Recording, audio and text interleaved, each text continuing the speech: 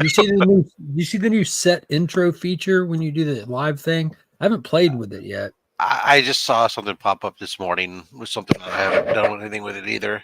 Yeah. So There's so many, like I know the StreamYard thing was a huge topic of conversation for a lot of people, and a lot of people bailed and just doing the free program now, but you can't say that they didn't up their game, like the price went up for sure. And I'm not saying that what they did justifies that big of a price hike, but it isn't stagnant. There's definitely a lot different with StreamYard, especially in my 3 weeks away, because that's about the time that everything was happening.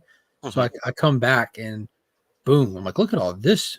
Look at all these. yeah, all these yeah. tools. There's definitely been some changes. I haven't gone through and played with them all. I haven't been as irked about it, but that's because I didn't experience a price increase. Yeah, that's fine. Because I was paying annually. I'm paying it. I'm just one of those idiots I just pay for stuff, if that makes sense. Like I'm like, dude, as much as I use it because I record all my videos on it, I live stream on it. It allows me to get around having to edit. Like if anyone's watching this and you've seen my videos, I don't edit those. I just think about what a video could be, and I go grab some images or make some stuff, and I just put it in StreamYard.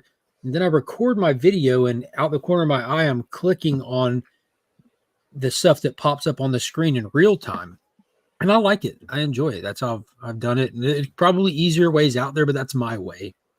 Kind of like Rob with Windows Paint or whatever he uses. Movie Maker. to make, what is it you use your thumbnail for? Oh, I use this. I take a screen grab, Microsoft Word or something. Yeah. But it works. Yeah. And you have so many font options now.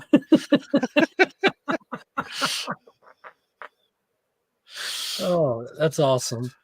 That's good stuff. All right, let me get to the phone and start sharing some of this out. Dude, it's nice to actually be back. This is the final show on the checklist of returning from the exile of the hurricane. Yeah. Good stuff. Don't call it a comeback. He's been here for years. Oh my God. And I'll tell you, I don't understand. It's like I got some time now that C3 is behind us. I'm able to start, I'm going to start slowly getting caught up on watching a few things. And no, I haven't gotten a Penguin yet because I haven't gotten HBO activated yet. It will happen. But as far as like Agatha, I don't understand what everybody's hate on it is. I'm not prepared to stand here and say, my God, this is can't miss TV. But I've been enjoying the show. I don't see what's everyone's. To be completely fair, I think all 11 viewers feel the same way, man. Like I think it's like found a stride, and the people that are watching it are enjoying it. I don't think it's like it's garnished like the negative feedback that other stuff has. You know what I mean? Like some stuff, it just the negative feedback carries the entire length of the show. Like every episode, there's like a drop and you see a wave of frustrated people or aggravated fans or trolls. Agatha kind of seems more like people just don't care, or they're watching it and enjoying it, but they're not too vocal about it either. So that. Yeah, I mean, it's just a kind of a fun show. I mean, it's not anything beyond that. I mean, I wouldn't, like I said, I'm not going to sit there and say, "Oh my God, you got to see this! This is such great TV." It's not. It's not. It's also not. It's not awful either. It's not bad. It's just there. It's fun. It's if you want to get some time to take off and boom, I'll tell you what. I actually enjoyed. I've enjoyed it just as much as I've enjoyed the first 3 episodes of this season of What We Do in Shadows. I mean, terrible. These first 3 episodes of that have been okay, but they definitely don't have the same feeling of some of the previous seasons. Yeah. So I think I watched 3 episodes of Agatha, and I thought the first one was like pretty boring, to be honest with you. And coming from a stance of like the viewer was more informed than the characters in the show, and I felt like we were just waiting on the show to start because of that. Right. The police procedural thing that was just dumb, unnecessary. They thought they were being clever and quirky, and they're not. They're being repetitive and creativeless in that moment. I'm sure some people dug it. I can be a little excessive with the way I view stuff, but by episode 3, I was ready to just throw my television out the window, and I need my television. So a higher power stepped in and sent a hurricane to our area to make it where I don't have to watch it, and I haven't gone back. Not going to. I will say that I think that some of it has really started to as they venture down the road, it's been quite. I see what you did there. It's picked up some, and there's been some stuff like some of the character explanation as to what's some of the stuff that's been going on with like certain characters and stuff, and it's kind of one of the things where you go in retrospect, you go back and you go, oh, that's why they did that. That's why that was that way. That was that way because certain things were either, non-linear and other such. Does that make you want to watch it again so you would follow it? No, but what it does make me want to do is I want to go back and I want to watch WandaVision again and see if some of the stuff that was going like within the town and some of the stuff that was going on, some of the seeds that are being touched back upon, because I've watched it once through and that was it, and so I've got high level remembrance. Sometimes going back now, once you see something later on that makes references to other things, we can go back, you can catch some other things. It's that much more interesting. Look, someone watched The Penguin, Mark. Look, a lot of people watch The Penguin. A lot of people are watching The Penguin. I love The Penguin. Yeah, I think when it comes to The Penguin, you're in the minority if you're not catching it.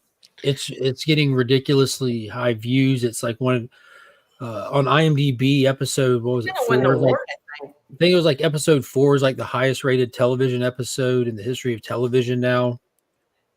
Yeah, it should win awards. It should win Emmys or something, because Colin Farrell's so freaking good in it, and I mean the girl Sophia is just outrageously good. Yeah, I'm looking forward to getting around to that. Like I said, I just need to switch my it's when I switch my subscriptions around. I'll turn on Max, and I got a couple shows over there that I want to get caught up on.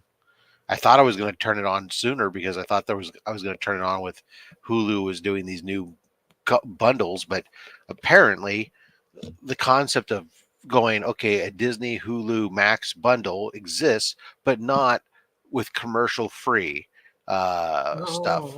So what's funny is like you sit there and if y'all know Rob, he has a split personality, and his other personality has a YouTube channel, and that YouTube channel shows you high dollar beef, him burning high dollar beef and slathering it. I don't burn anything, son. Oh yes, he does. He burns it to perfection.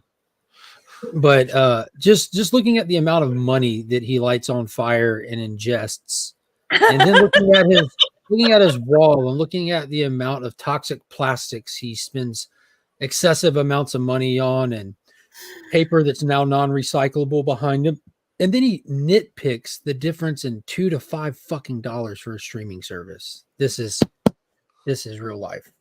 Well, I can only consume so many of them, and I don't like spending money on something that I'm not consuming. The Penguin's worth it. What you should do, Rob, just so we can make sense for you, just get an HBO Max subscription, print out your receipt, put it in a piece of plastic frame, and put it on the wall behind you. Now you're not wasting it. You're showing off that you have it, and when you decide to consume it, you consume it. But at least it's getting some use. Yeah, no, I don't know. It just bugs me. That's fair. Yeah, I'm looking forward to you checking out Penguin. I wish you were watching it real time so we can talk about it. It's talk about it worthy.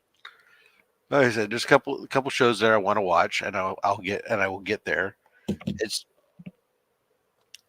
I honestly thought I was gonna do it but Hulu keeps fucking around. It's like, why won't you bundle it where I can have it with my DVR and my no commercials? I mean, I pay for all your add-ons, but you won't let me add on Max in a bundle with all the other add-ons. I can only have it if I strip other stuff off. Where is that logic? That sounds like a hill to stand on, Rob.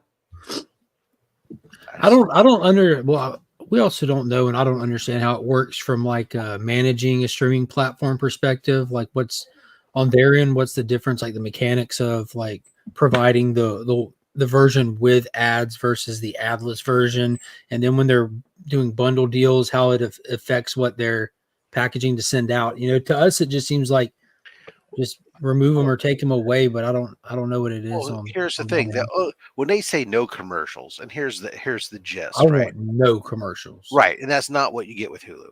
With Hulu, no they self promote in front of your shit. It's funny. Well, like, I'm already a customer. Why are you doing this? Even that, the no commercials is only on like their own programs and like ABC and Fox, right? And then you're talking about like Hulu Live, right? Well, live you have commercials, period. Yeah, period. But if I'm watching, like, if I don't have something recorded on my DVR portion myself, if I'm watching something from their menu of stream this now, right? If it's a CBS show, guess what? You're gonna have commercials. No, so that's where your actual, so the streaming platform and the live feature is blended in with you. So you're hitting. Not talking about live. I understand, but like because I have YouTube TV for my television stuff. Like if I want to watch live TV, if I want to DVR something, or if I just want to go in there and search a show and see what they have in their stock catalog kind of thing, I can go and watch it, and it'll have commercials from where they DVR'd it and leave it up there for a while for you to watch. If I leave that and I go into Hulu, which I do not have the live feature over there because I use YouTube TV, and I go pull up that same show, I will not have commercials because I don't have Hulu Live integrated into my shit. So if I watch a show and it's live, I'm always gonna have commercials on Hulu Live. Okay. Yeah, because it's live stream. If it's something that's on their list, stuff that showed up, it was aired 2 weeks ago, and you're watching it you're picking it to watch it from their cloud. Yeah, ABC, their cloud will have commercials because they're DVRing off of television. Right. Except I won't get those commercials on like the ABC or the Fox or whatever else. I pay for no commercials, as well as I can fast forward through commercials on my DVR. I can do that too. CBS shows, if I record them, I can fast forward the commercials. But if I watch them from their pull down, it will have commercials. Period. Yeah. And so that's just the stuff that's like, it's like, oh, okay. Once you learn that that's what they really mean, it's like, oh, that's different. But anyways, but just to be clear, but we're not giving you this moment. We just want to acknowledge that we realize you're waiting for this moment. There you go. Okay, can I please have this moment? Please, please, because I want to promote the shit out of this, and also Aussieverse. Ladies and gentlemen, it is your Friday night show coming live to you, Australia time, Friday night. America, who knows what the fuck. We just had Mark. We just had Madam on Aussieverse. You don't know what that is? Go take a look and sub up. Rob decides, no, I can't get up that early, but I can get up early for Mark because he happens to be better looking than me. That is a crime. This is Legions. Friday morning.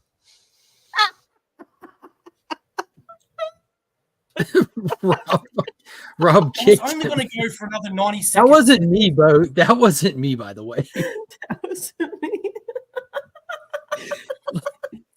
Rob just like fuck this. It's chilly and then disrespect me like Rob just big leagued you, bro. I think all this complaining about commercials is just funny because we all had to sit through commercials, you know, back in the day. Yeah, I didn't have the option. And now we're just our attention span is so fast, we just can't. Let's put it in a different context, real quick, just to add this before Rob jumps in. It's not complaining about commercials; it's complaining about getting robbed, not rob fat sacks, but paying somebody for something and them not delivering the something. That's what the complaint is. Yeah, I pay for no commercials, and then it's sort of no commercials. You know, and it's in the fine print. That's a big part of it. Also, the number of commercials you got in a commercial break in the 70s and 80s was less than the number of breaks you have today. And we didn't know any better. We didn't have a world without commercials. And the streaming services take advantage. They take advantage of the viewers, and they really try to force the hand for people to upgrade to the no commercial packages.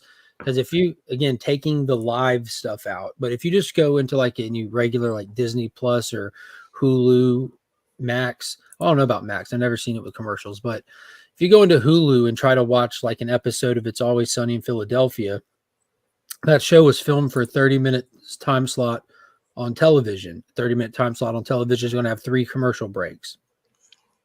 So in that sense, like those commercial breaks are what they are. You people pay. You don't never know what you'll get. But if you go and watch that on a streaming service, they still utilize those same 3 commercial breaks, despite it now just being a 20-minute show. And what they do is they have the same couple of fucking ads that run in each single one of them. And if you try to watch 2 or 3 episodes, you've watched the same weird ads like 37 times, and it drives you crazy, ruins the show, takes you out of it, frustrates you, and you're like, fuck, man, I'm just going to pay more money and not have to deal with this. Yeah. And then you pay more money, and then they put stipulations on it and show you ads. What's crazy with Hulu in my mind is you're on their platform, you have to pay to be there. You're on a no commercial package, you're paying more to be there. And you click on a show to watch it, and they give you something you can't skip through, which is a commercial for the platform that you're already fucking on.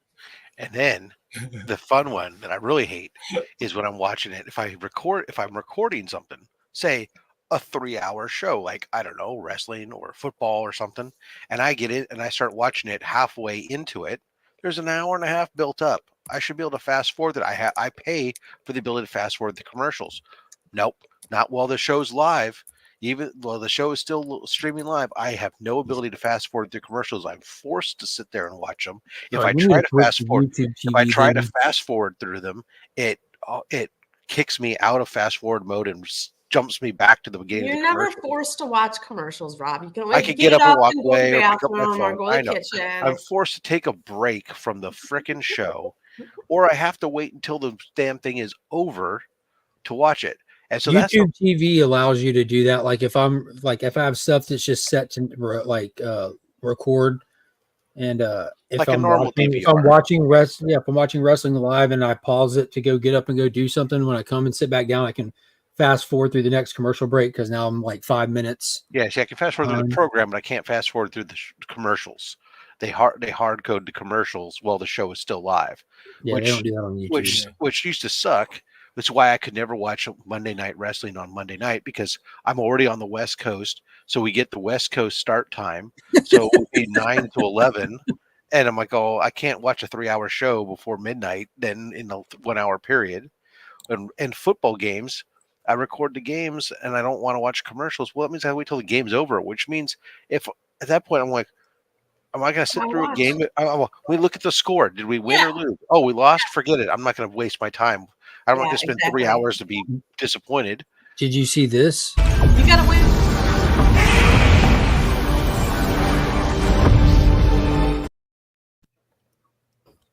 So one of the things that I hate about commercials is, do you ever pick up a trait from your parents that you always hated and you end up taking that trait? Example, my stepmother used to always mute the ads. Every time we watch TV, she'd mute the ads. And we'd have to sit there in silence for like 3 minutes and go, what the fuck is going on right now? And I used to hate her for that. I used to fucking hate her for that. And now as an adult, if I'm ever watching ads, I'm muting that shit. And I'm saying to myself, I fucking hate myself right now. And I don't know what's going on there. Subscribe to first. Thank you, Bo. Thank you, Bo.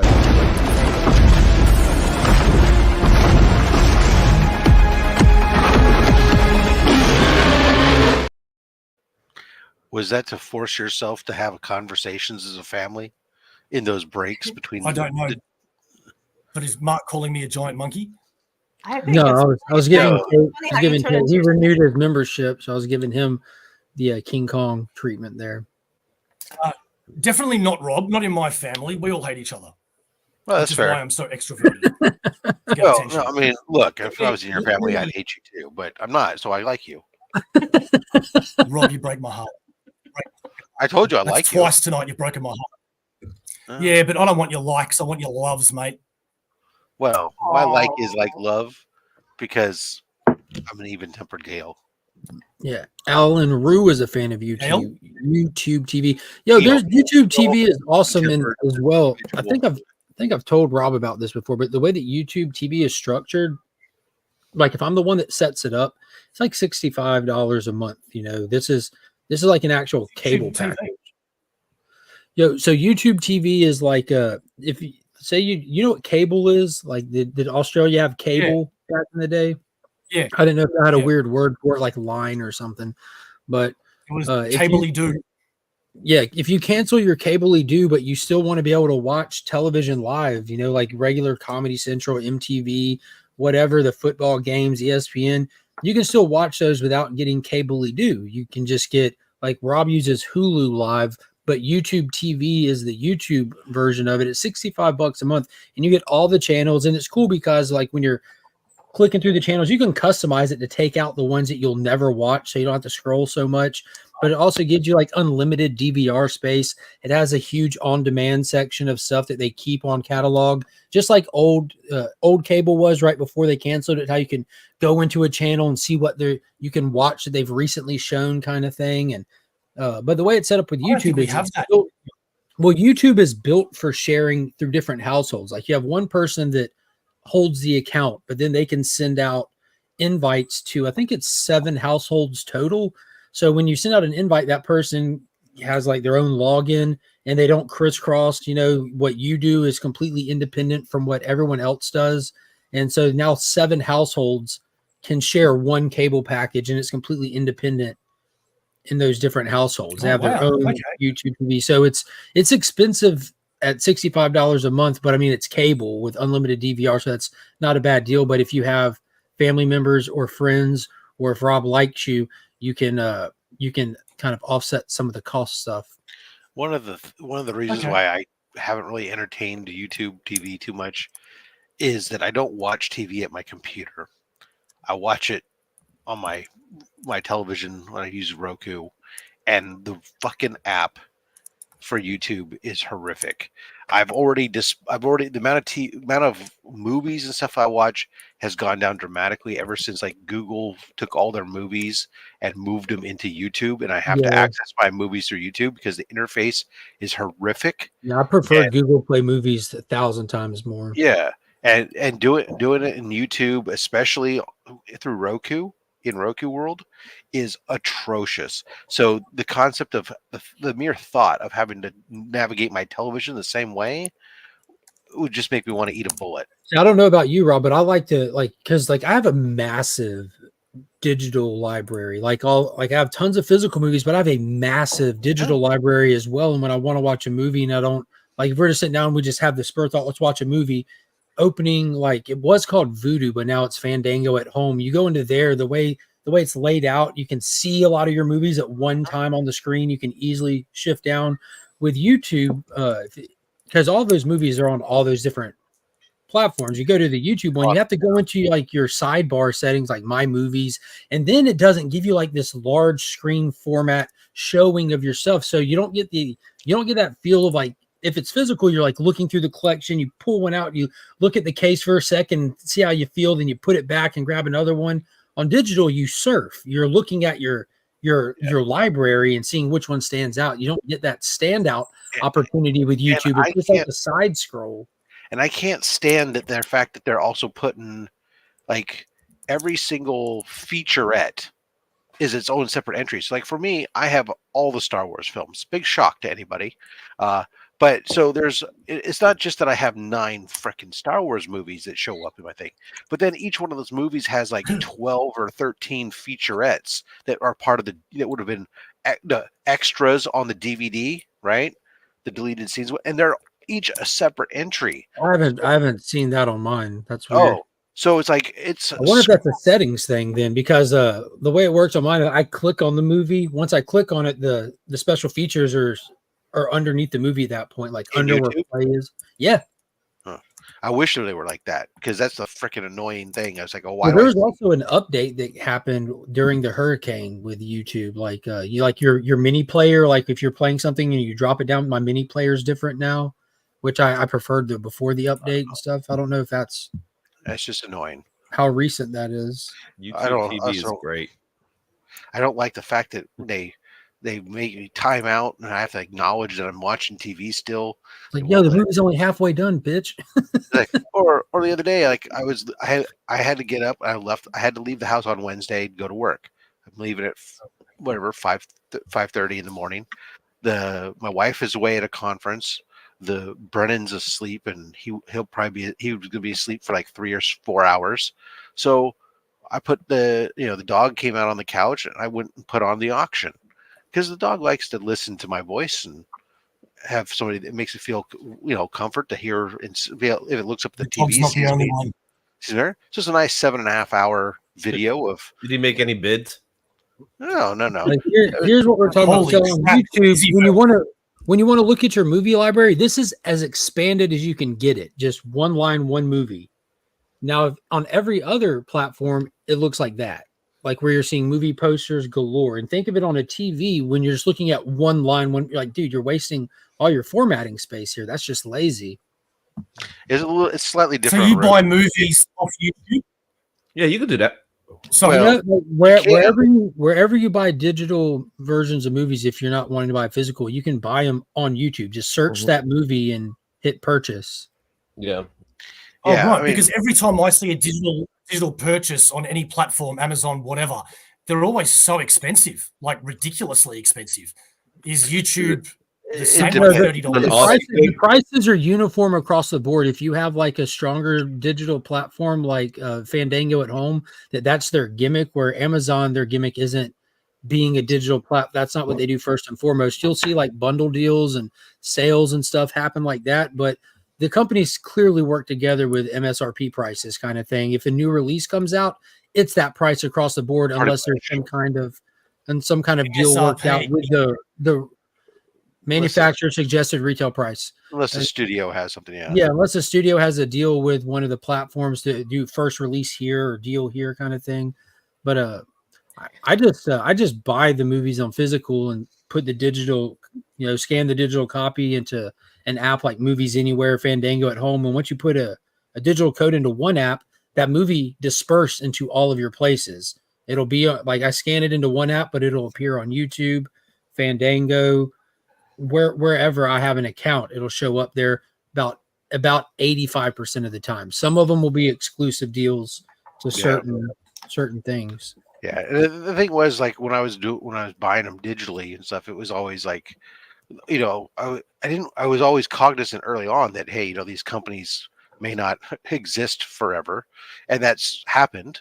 I mean, fortunately for the folks that were with Vudu, as it went through, it's on its third or fourth owner now at this point, because at one point it was Ultraviolet, then Vudu, now it's Fandango at Home. And Walmart owned them at one point, and Blockbuster owned them at one point. It was I think before it became Ultraviolet, I think it was it was actually Blockbuster streaming initially, and then it became Ultraviolet, and then it became. But anyways, the point is that one's at least people have had continuity there. But that's why I had chosen. Most of my movies I purchased were through the Google store, because if Google wasn't going anywhere, I had a better chance of that shit retaining them for a long time. And but yeah, it's just been now that they've forced me off, I haven't bought hardly any at all lately, because I don't like the fucking fact that they put me into YouTube.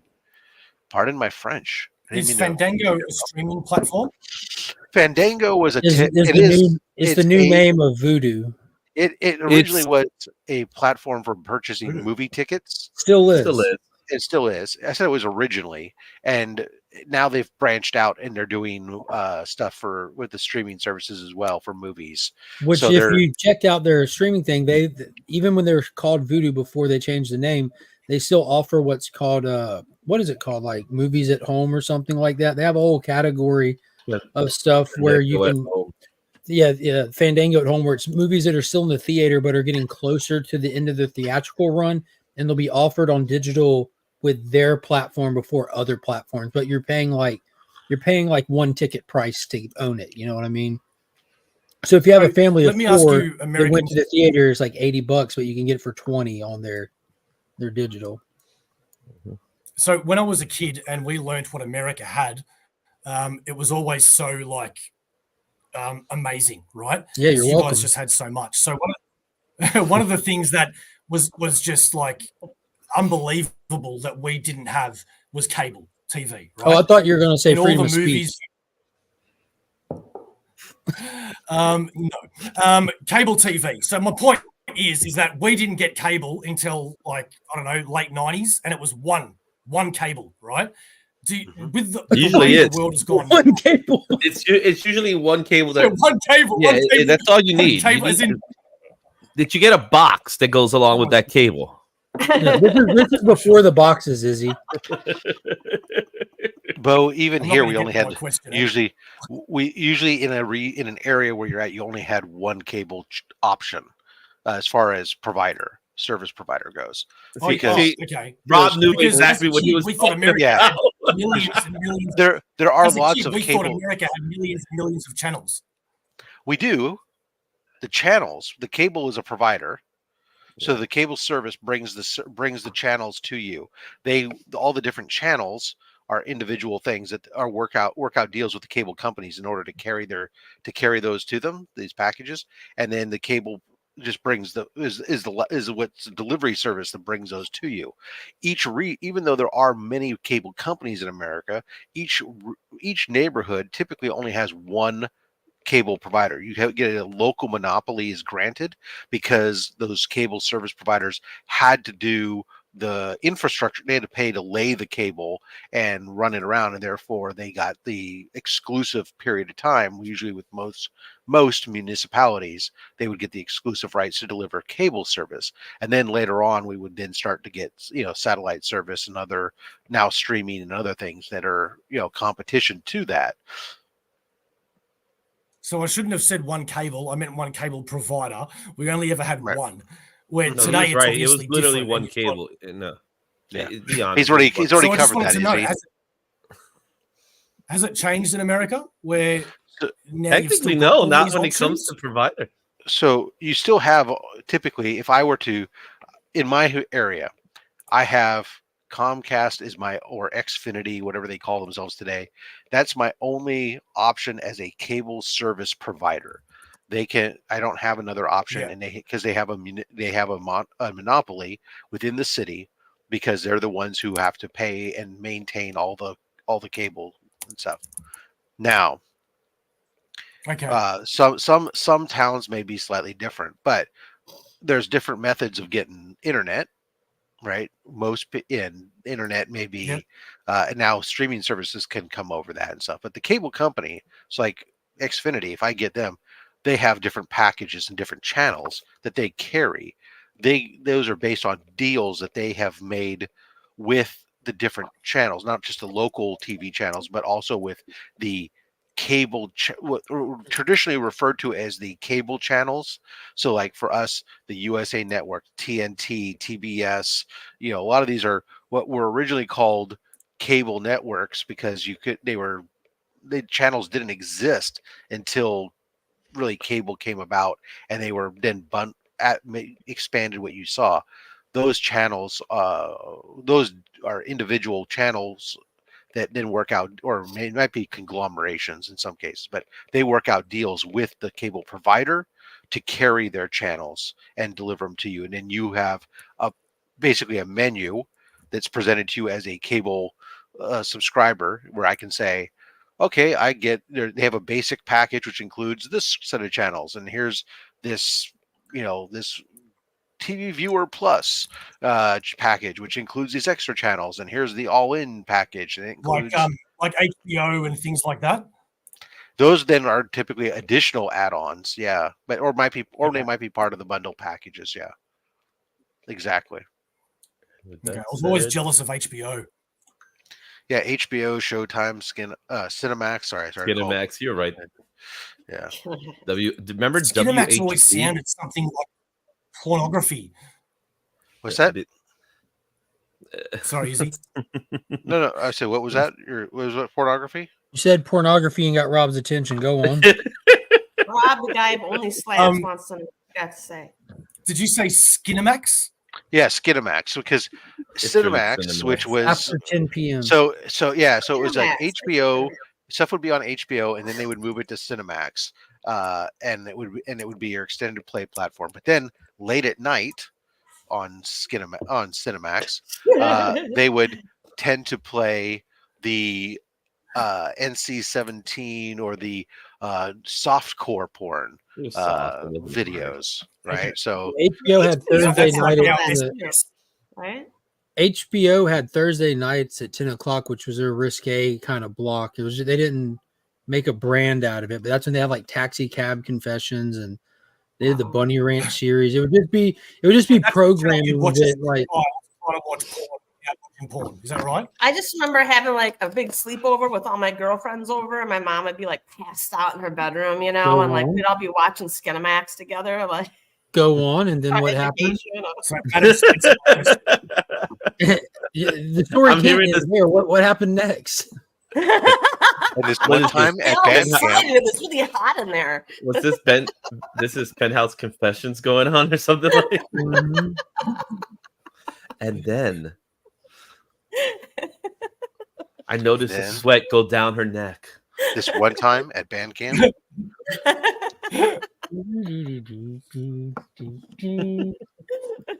like my house was we have a channel here called for the class. Channel called what? We have a channel here. We have a channel called SBS that before we got cable, that was the public channel that for all the like old people documentaries and war stuff, basically anything that kids wouldn't be interested in. But late at night, there would occasionally be movies that young 12-year-old Bo would be like, and it was I like how you went. I like how you went like this. This is how you went. It's the remote. Sure, that was the remote. All right. But Scott wants to know: is there a pillow fight involved? Was there a pillow fight? Oh my goodness! I use Sling. I like YouTube TV, but I like Sling because I only really watch 3 channels. The same 3 channels that Rod Faxax mentioned earlier: USA, TBS, TNT. That's it. I don't watch any other channel. Do you know how far behind you just described the wrestling lineup? I think exactly. That's the only reason I watch it. And come January, I might get rid of Sling TV too. Mm-hmm. New Year's resolution. I am in everything. I keep watching all of your YouTube shows. What I still don't understand is how these cable providers, like Optimum, like Spectrum, like Comcast, why they haven't come up with a streaming option. They do, but you have to have the cable option to get the streaming option. What do you? No. So, well, maybe in your area. Not in my case. With the Optimum, they don't do that, which is stupid. So here for me, I have for Xfinity, I have because I use them as because I really don't have a choice. Yeah, they are my cable provider. They are my cable provider. I don't get cable TV. I don't subscribe to cable TV. I only subscribe to internet from them. Same. And with that, they sent me their own streaming box, and on that streaming box, I have access to certain things, including that's how I get Peacock. Was the premium Peacock is provided for me free for them for being because you want to watch Housewives so bad. How do you get free cock? Exactly. Look at Mike's face. Free cock? What? So you go. So the Xfinity provides the Peacock channel premium as part of as Oh for my free, God. and then there's all the other apps and stuff that are there. So that's what I have. But that's running not what on I the- mean. I don't mean the stream. I mean when I mean a streaming option, I mean the They, streaming option for cable television. right. So in So other words, TBS, USA, those channels. So the channels in a streaming, I guess streaming way, which it does exist, but you have to have cable TV to get that too. If that makes sense. but it doesn't cost any more. So you're either But that's the paying point. for if you're. What do you want them to do? Just give you those channels for No, free? I want them to give me the channels maybe for a discounted rate, so I don't have to pay $90 Why would plus it? Why would for it? cable well, TV. Why would it be any less to provide you the exact same service whether you watch it on your streaming box or on Mhm. your cable box? Because they're losing money. They're not. No. They're delivering you the exact same thing. You're choosing to consume it slightly different You on know a that different Rob's monitor. favorite movie is Nightmare Before Christmas? It's a true story. It's It's his in favorite theaters movie. Ooh, I'm in still. New York and don't have enough to watch. I'm going to complain about all the millions of channels that I have. Poor me. I don't I'm care about sorry. the channels, to be honest. I care about the option of having it in a streaming platform. But your argument of not liking the way it is doesn't even make any sense. Well, the thing is, I don't need the box. In other words, to like we used to do it. Like you see, CC say they offer the streaming option, which is the same price as their cable option. Okay, Right. but you're paying them already for your internet services. In some cases, you pay I pay a good amount of money for my internet services. Right. There was one point in my life where where with Xfinity, I had TV and cable through them only, even though I didn't use the TV, only because their bundle was cheaper for me to pay for the two than it was to have the internet by itself, which was the silliest thing in the planet. But they're, ultimately at the end of the day, if you're trying to sit there and say, I want you to provide me my TV channels through your streaming service, they're still doing something.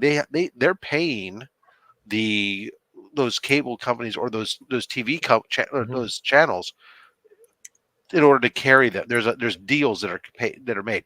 I get your bundle of channels. I pay you a certain amount of money, right? To carry it, to get access to your programming that I can put on my service so I can now sell it and package it and make some more money. My cost is the same. The only advantage I get by offering a streaming service is potentially more eyeballs watching it, but my costs don't change any. So I'm not going to give you, oh, hey, I'm going to provide it to your home via a TV box versus a streaming. There shouldn't be any difference in cost. In all fairness, the hardwired service is still better as far as quality goes, but it's still way too expensive in comparison now. So to get regular cable TV will probably cost you $150 American, which to Bo is probably $575. But you yell at clouds as well? Question.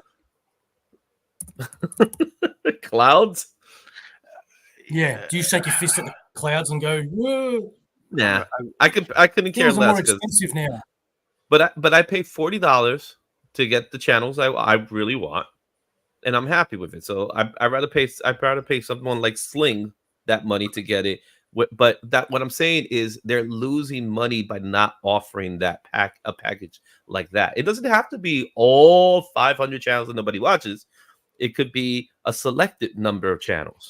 So here's the thing that maybe for people who aren't haven't been in the industry, don't know about, but because everybody's argued about, I want to have a la carte stuff, and as we're finding out with we're gonna get that eventually. Streaming, as we've been finding out with streaming, a la carte costs money too, and every time you start picking and choosing all the pieces that you want, you end up spending almost as much this stuff. But what happens with the cable company? So when you go to negotiate to carry bunches of channels, a lot of these media distribution companies have multiple channels that are part of their lineup. Some of those channels are super popular. A lot of those channels are very niche and aren't popular. They bundle them together when they sell them. And the cable company says, no, I don't want underwater basket weaving television. Nobody watches that. And they go, tough. If you want to get TNT, you need to also get that. It's a bundle package together. That's it. And then that's what the cable company does then to you. They go, look, you get 125 channels for this price. I don't want 125. I just want these 7. And one of those is really important to me, but I have to go to this next tier and get another 50 channels just for that one. I don't like that. Well, that's what happened to them. So they're just passing that same model along to the consumer. That's how the media companies distribute the stuff in order to be able to provide and meet certain quotas of serving the public interest, which they're required to do under part of their license. So what's your favorite streaming apps? What's like your number one? Is there one that's like superior to the others, or are they all just the same but different? They're all just about the same but different. Like Sling. Some have more options of what you can watch within them than others. But ultimately, at the end of the day, maybe YouTube is the best, just because we can see each other. How's that, Bo? Because I can't find the Aussieverse anywhere else on any other streaming platform other than YouTube. How's that? I think YouTube's I wanted to talk dominant. about our Australian streaming platform, but instead I'm going to sit here and go, DJ motherfucking Links is in the house. Thank you, because if you were about to start talking about your Australian streaming platform, DJ Links would have been out the house. Crocodile Channel. Nah, I'm just kidding. Good morning, everyone. How are you fine folk doing? Good. How are Good. you? Rob is like, fuck this. I wanted to keep talking about streaming. Now this asshole's here. I was just noticing that Izzy's lighting is very blue.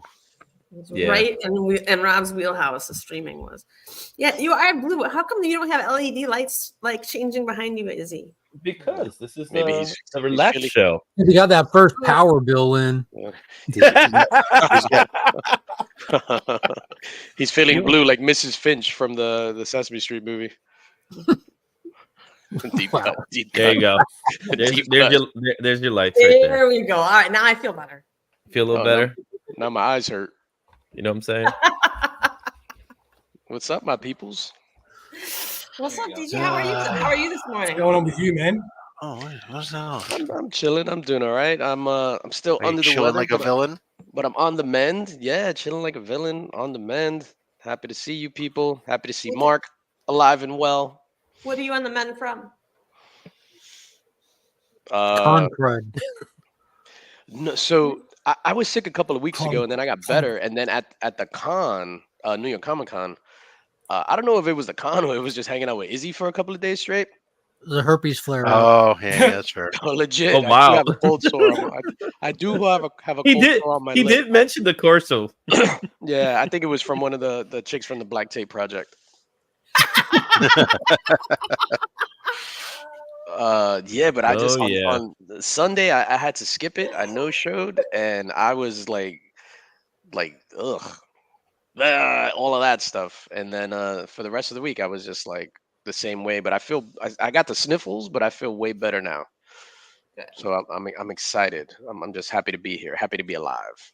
Oh yeah. When you're sick, there's nothing all better you than guys- feeling well. You know. Then Yeah, you really exactly. feeling well. Yeah, I do enjoy feeling well from Did all time you to guys time. From time to time.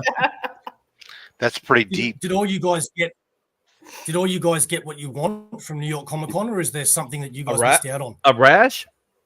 I'm going to be completely honest with you. Like, I'll let them go first because they went, but you know, NYCC is a big event for people who don't even go because of all the stuff that goes on. So, but I'll let Izzy and DJ tell you about that. They were there. So I will say it's not the same as Heroes Con because Heroes Con is awesome, you know, but it's never was. Heroes Con's more about comics. This is What about state's everything Hero else. Con? What was that? What state's Heroes Con? Sorry? That's What North state's Carolina. Heroes Con? That's the con. That's that one con that I do a year. It's in North And Carolina. we all do. Yeah, that's Oh, yeah, that was- we all do now. Yeah, And yeah. Mark does that's it a himself. true- It's just his con. Yeah, it's all He funds all himself. No, like anybody will tell you, I've been fucking cheerleading for that con since y'all met me. You've Y'all definitely see why now, you've definitely been blowing Heroes Con. as much as I can. So Now I'm there too, two-fisted. Now, It's the Go Con, dog. Sorry, Yeah. I apologize for being nasty. I told my wife she's talking about like, oh, we got to make these plans to go here, and somebody's doing this. I said, honey, as long as it doesn't matter to me, just so we're cleared. In June, I'm in North Carolina. No. On But and back break to up. Izzy's point, like I don't even think it's even fair to try to compare something like NYCC with Heroes Con because there's a different objective to Yeah. these cons. So Well, go ahead, that's where Izzy. I'm going for. So this is a pop culture convention where they take everything that's pop culture related and just kind of like mash it up, right? Mhm. They call it Comic Con because that's the attraction, right? What's the That's the name? original. That's the original attraction because it originally was a Comic Con, and then it just blew up to be a comparison to San Diego. So whatever you see in San Diego is pretty much the same thing you see in New York. Izzy, The does difference- San Diego read pop? No, Yeah. It's not. that's not Repop. San Diego's not Repop. In fact, San Diego is Is it its a own non thing? yeah, they're their own thing, but they're actually non for profit. I found out this weekend. What's the biggest con? San Diego, San Diego Comic Con is and number two, a New very York. close second is New York. Yeah, New York. Like they're like, Yeah, hand they're in neck hand. and New neck. York's coming But for San it. Yeah. Diego's, they already had theirs, right? What San Diego does to make themselves the number one and kind of keep it there is that's where like the companies save their announcements. And when I say companies, they've turned it into if you're waiting to hear what kind of like news is coming Movie from stuff. movies or television, where they're going to Yeah. first announce it before it's on the internet Yeah, is at San Diego Comic-Con. That's the only thing that keeps it at a standard above the rest is the people's participation in it. Yeah, and they and have New York doesn't even care as much about the movies, even though it's They it's don't. If those companies offered that, they would jump on it in a heartbeat. Yeah, prior to the pandemic, New York was doing movie announcements. They were. And TV show announcements. Like The Walking Dead was big. Like all Yeah, our badges TV had was a Walking big thing. Dead. So the entire cast every year, The Walking Dead would be there, and then the world ended, and The Walking Dead was real. So yeah, don't get it twisted. They did a good show this year. They still had people show up and talk about, but it's the difference between first announcing and coming to promote. They're at NYCC. You'll see the celebrities, the stars, and they're there promoting what's coming, kind of thing. And San Diego has the they're in California, so Hollywood is right there. Everybody's right there, so they just stroll in with their smoking jackets and their slippers and long cigarettes and just start announcing baby oil. Jesus, like right out of the Playboy Mansion, huh? Exactly. Be Yeah. like, hey, we got a movie coming out. Hey. Fucking weirdo. So, but New York Comic Con, it's its own beast. Like if you're gonna go for like the con experience, like I definitely go to Heroes Con, but New York Comic Con is just like Izzy said, a pop culture thing. Like it's a phenomenon. It's one of those events that you have to go to once in your life. This past one I thought was amazing. Like I just enjoyed it, but I wasn't there looking for, outside of exclusives, I wasn't there looking for, I wasn't grail chasing, I wasn't doing anything. So I was just walking around, like enjoying it. And shout out to the Fudge Station, which was like the the Fudge Station is bomb, dog. Like, I like how they're at all the cons. That's what counts. Bro, I was so disappointed. That's where I get my unicorn poo. There's a fudge named Unicorn Poo. I get a slice of Superman and a slice of unicorn poo. And that's headache medicine for the rest of the show. Bro, I was legit. I was sitting down like dying, like, oh man, I don't feel good. Fudge. 2 bites later, Fudge. 2 bites later, you're good. I beelined it for the fudge. I asked for 1 turtle. The guy was just like, "We can't give you 1. We got to give you a quarter pound." I was just like, "Sure, let me get that quarter pound." I ate the 1. I went back to the booth. Who wants some fudge? Just handing out fudge, dog. You get fudge.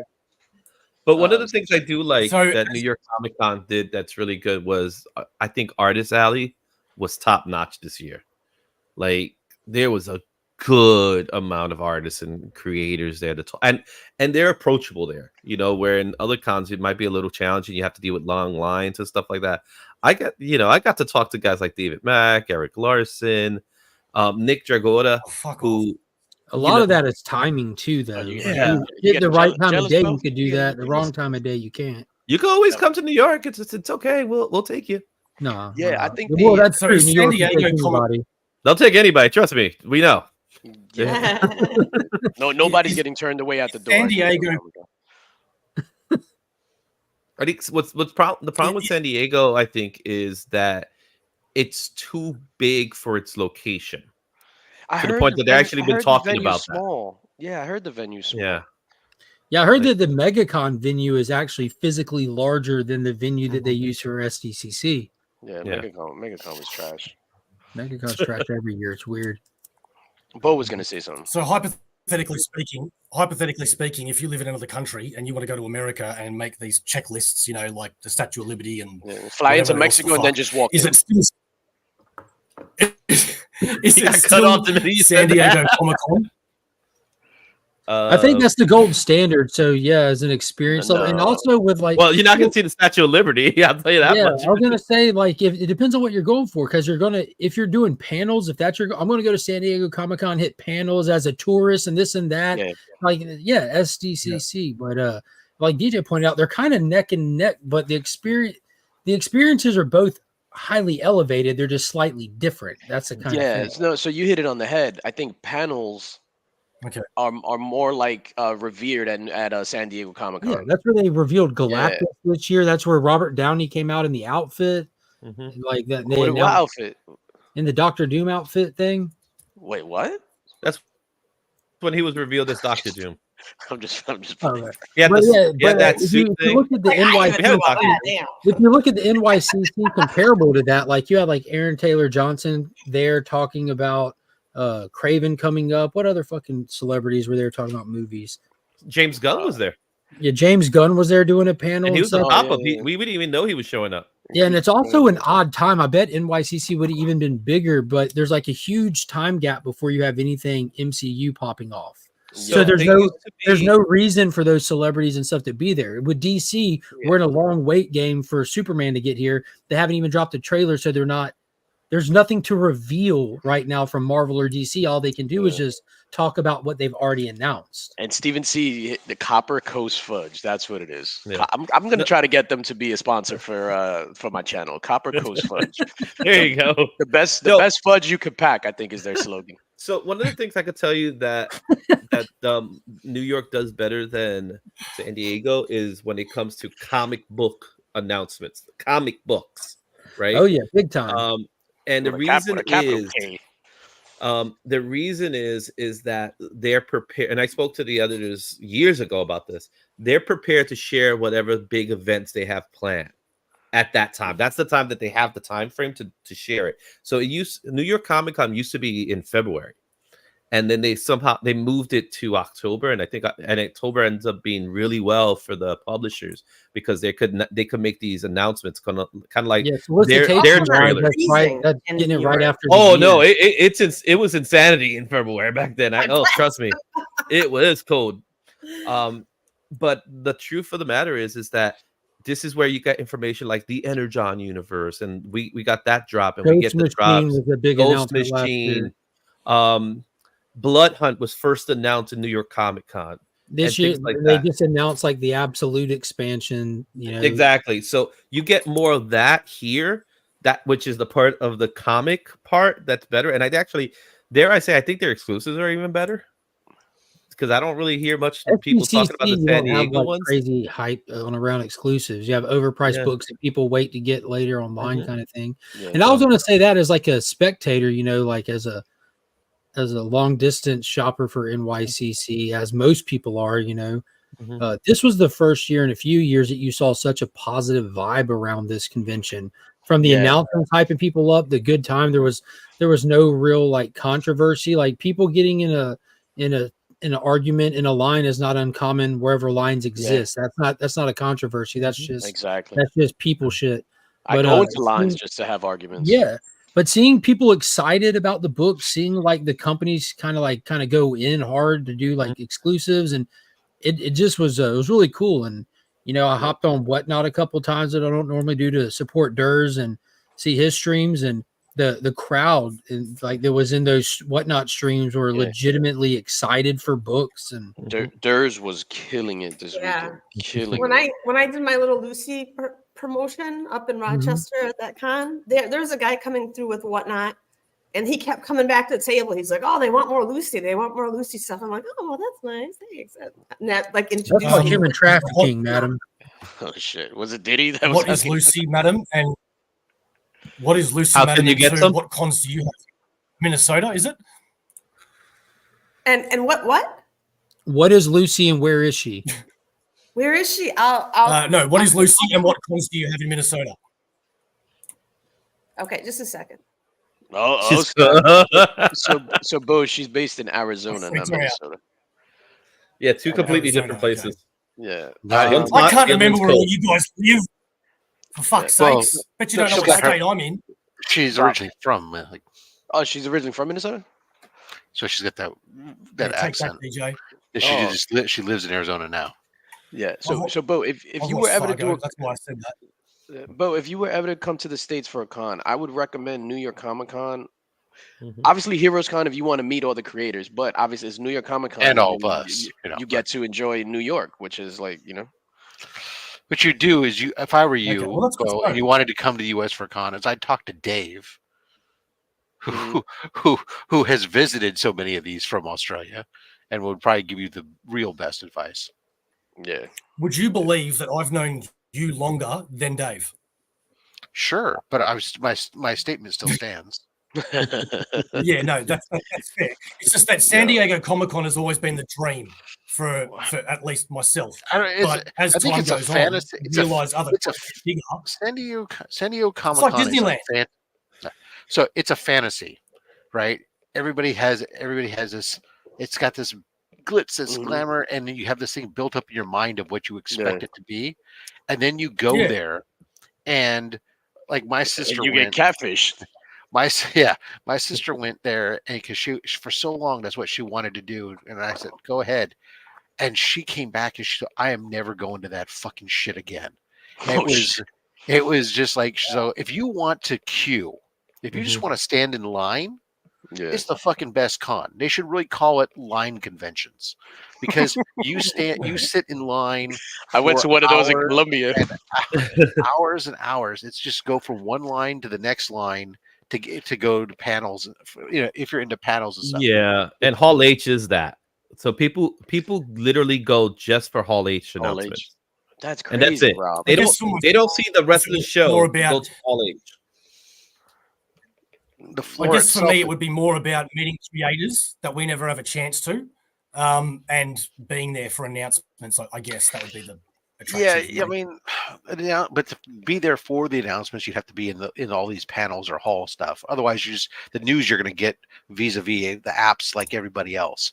So there's no point on that. As far as meeting creators go, yeah, there are going to be creators there, but going to a convention, to another convention, for example, like when we talk about Heroes Con, and you're talking about a place where the floor, so much floor space, you can walk easily 35% of the floor space is dedicated to content creators.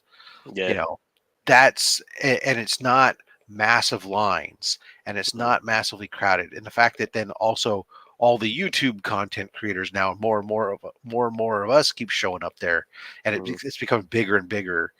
It's like phenomenal. Now it sucks what the problem is once you get out there, then after the convention, as long as you're in America, you're going to need to leave there to go see other shit, because North Carolina's got its own things. It doesn't have the hot tourist spots that an international traveler's going to want to hit, unless you're really into NASCAR. If you're into NASCAR, North Carolina, but when we were in North Carolina, man, those clubs were popping again. And I think that those people from out of the country, they love going to the clubs. Have you seen Darren Devil? Is it? Hey, yo, what was that? The Blue Is Oyster? it a fair statement? Is it a fair statement to ask that because you're in the same country as all of these creators? I don't know if desensitized is the right word. What's the word I'm looking for? But like, you can see these guys obviously 100 more times than we can, for example. So to meet people that have made your favorite comic books like J.M. DeMatteis and Mark Bagley and whatever, that's like a dream for me.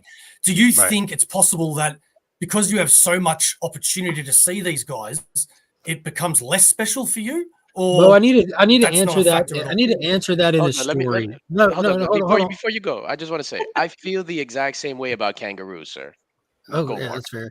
So this year at Heroes Con, Izzy was there, and I had the privilege of because we were me, DJ, and Robert at the booth for the extreme majority of the time, but we would extreme, but we would we would take shifts like popping away and running and gunning and trying to grab stuff and do stuff real fast.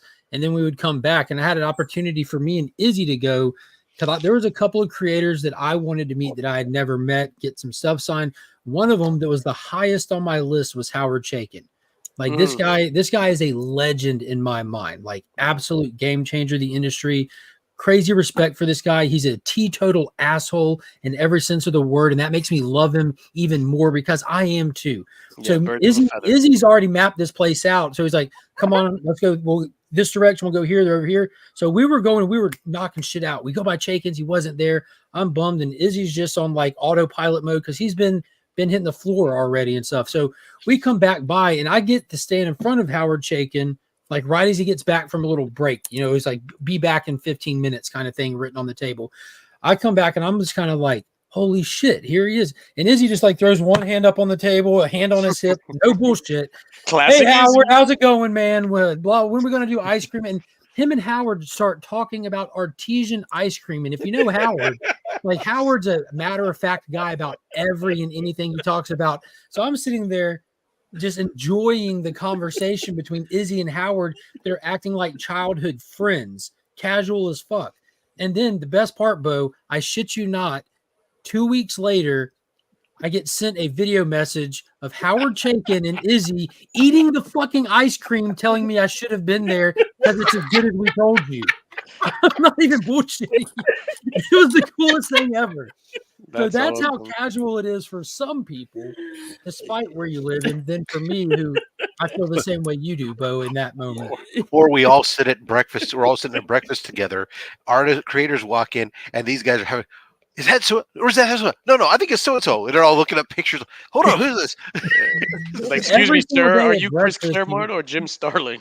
Like, go fuck yourself. Jim Starling at breakfast every day. How are you, Kyle? Has anybody made themselves look like a dickhead in front of any celebrity that they've wanted to meet before? DJ definitely has. It was magic. I do. Have you ever had an embarrassing moment where you've walked up to the celebrity and introduced yourself or done whatever it is, thinking you're funny, and it just doesn't work, and you just wish it never happened? Not that.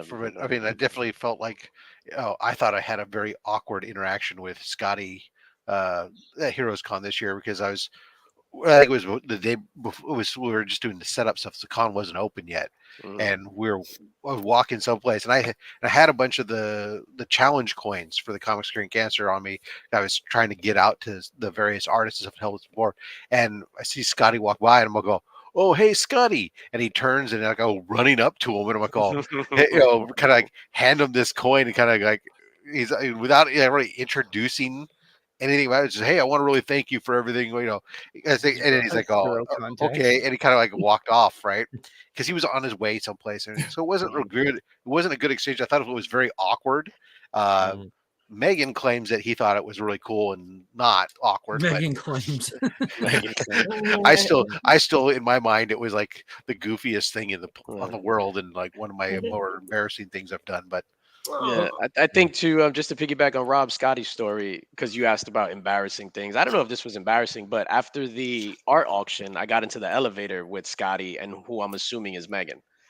So I was like on a high from getting that art, and I just go in, and then I'm drunk, and I was just like in the elevator, the three of us, "Yo, Scotty!" like at the top of my lungs.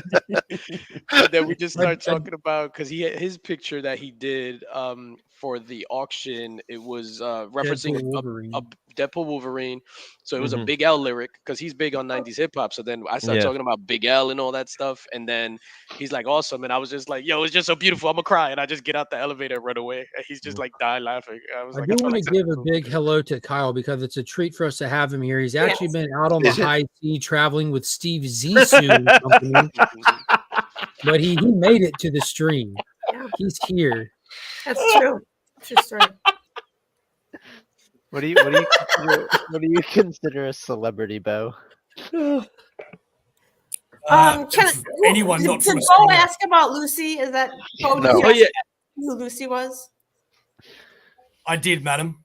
Okay, can you make me big, Mark or Rob? No. Okay. Thank you. Call the cops. Here's Lucy. This is Halloween.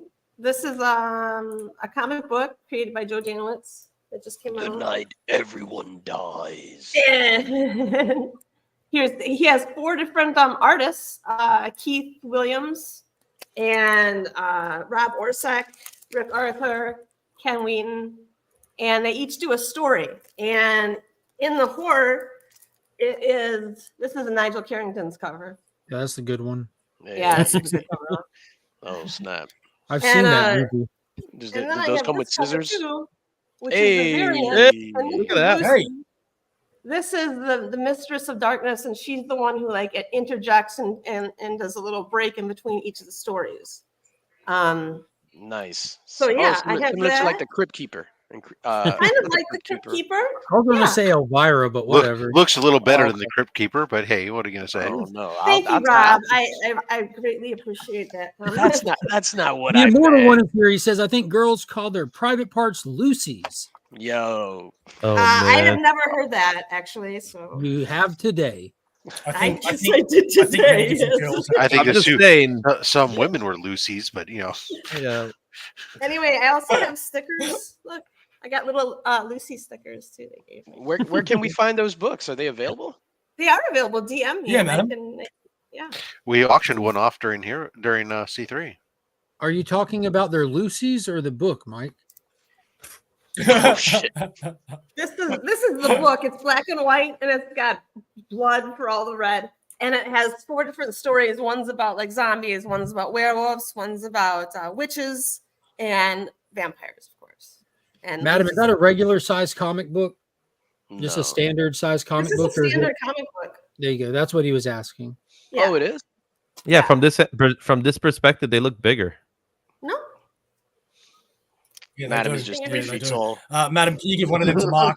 Can you give that to Mark so that when my book goes back, you can shove that back in the box for me? See, look, I even have a giant poster of myself. Look at this. Nice. That's Lucy though. Like, Yeah. what do I do with this? You know, I'm not hanging this in my house. You know, What are you talking about? Put it like right You next just to your say 2 bed. celebrities. You're supposed to frame that So 2 celebrities. where do I put something like that? That right at doesn't the look front like door. There's in a my own wall. home. I don't know. I would frame that. I would introduce myself as Lucy from now on. I would just run with it. Oh, by the Marketing. way, I am cosplaying on a cover for a new book, and I believe the name of the new book is The Last Phase of the Bad Moon. And Dark Gift Comics is going to be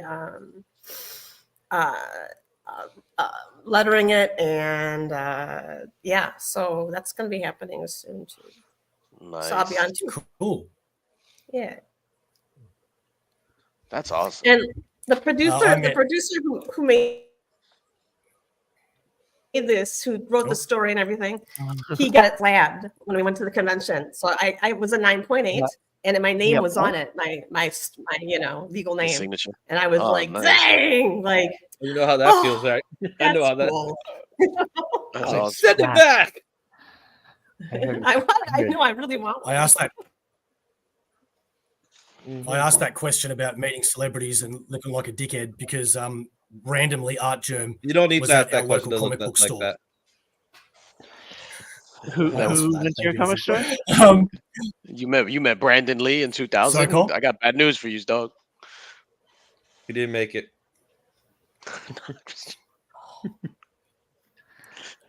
That wasn't the real Brandon Lee. Anyway, Art Germ was at our local comic book store, and Art I Germ. left work and went to go meet him. And he had his wife and his son there with him. And the son was like really, really shy and just overwhelmed. And everybody kept ignoring his son and his wife, and obviously just going up to Art Germ and being like, sign this, sign this, sign this. And the longer you're in the line, you can see the kid just being more and more like, what the fuck's going on around here? And I'm really nervous and all this sorts of shit. So when it was my turn to get it signed, I thought I was doing a nice thing. I thought I was being funny. And I went up to the kid and I went, hi, Art Germ, it's nice to meet you. And the kid just backed away like this. And Art Germ looked at me like, what the fuck are you doing to my son? And that taught me a lesson. Right? Try and be funny. Wow. Oh shit. man. Yo, that's hilarious. I'm sorry. I don't think Omnivore could come to New York. He might have a restraining order. Nah, I think he'll be fine. He'll just get caught in 20 years. They'll look at his passport like, "Oh, you." That is hilarious. Did I? We heard about you. What asshole Oh, thing? wow. That's a great quote. I was just. Oh, look at that. Yeah, Somebody got some. I told Mrs. I'm sorry, Rob. Go ahead. No, go ahead. Finish your statement. No. You. I'm off topic. Oh, so am I. Oh no, I wasn't. All right, so I am on topic. So Best Buy doesn't sell physical media. So now instead of getting online, you can only get it at Target. But for Deadpool and Wolverine, like you have to go to Target like when the doors open at 8 a.m.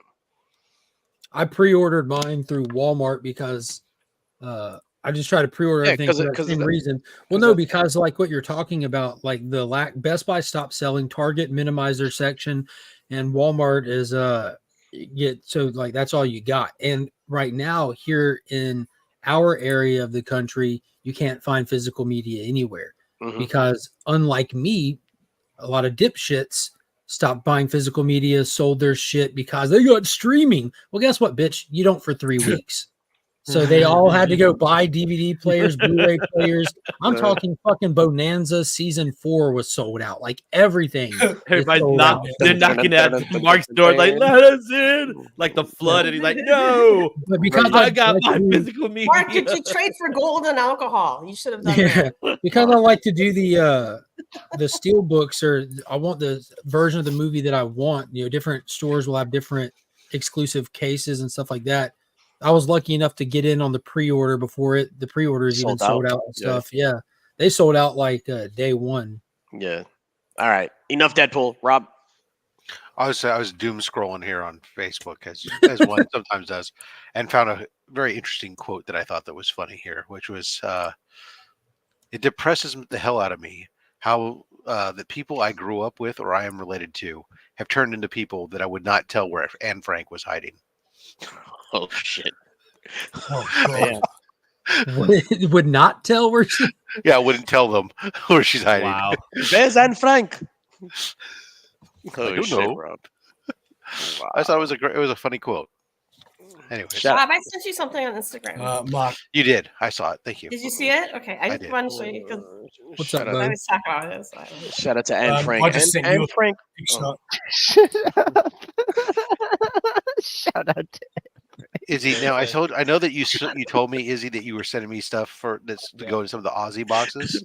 Yeah. Were you also sending me something for DVH as well? No, remember we talked about me I sending know, it but separate. then DVH thinks different and stuff. So I'm like, I don't know. Okay. I'm sitting there holding his package. I don't know if people are sending me stuff. Oh, you want me to send? That's right. DVH You heard stuff? me right. You heard me right, Mark. I'm holding DVH's package. Hey. Wait, blow it up. Blow that up, please. Yep. Does it have a beak? You know, no. No. Please tell me he at least paints it. The one-eyed owl. One-eyed owl. If you'd like me to, I can put it in the package. I still have the package with me. I still have his stuff here, so that's fine. You can. Okay. All right. So I'll open up the box and put it in there. Yeah. Yeah, that's right. Mark, I just sent you a picture. Just slip it in the box. I'm going to assume. Bro, why are you sending me dick pics? You need it. I just want to say, if you find that mouth one, yeah, that's right. I said the mouth one, and it doesn't cost that much. Let me know because that fucking popcorn bucket I want. Buckets are typically $30. Yeah, bro. So then, that then shipping is going to be the. That's bigger than because I was in the movies yesterday and they yeah. had that. Yo, the mouth hole is so tiny. It's like, how the hell are you gonna put your hand in there to get the popcorn? You're not supposed to put your hand in there. Wait. You said something that was very interesting. I was waiting for that, Rob. You said you were at the movies. I remember you said it without giving any spoilers. Plus, thumbs up, thumbs down. Me about Venom? Yeah. For what? Venom: The Last Dance. So I saw it last night.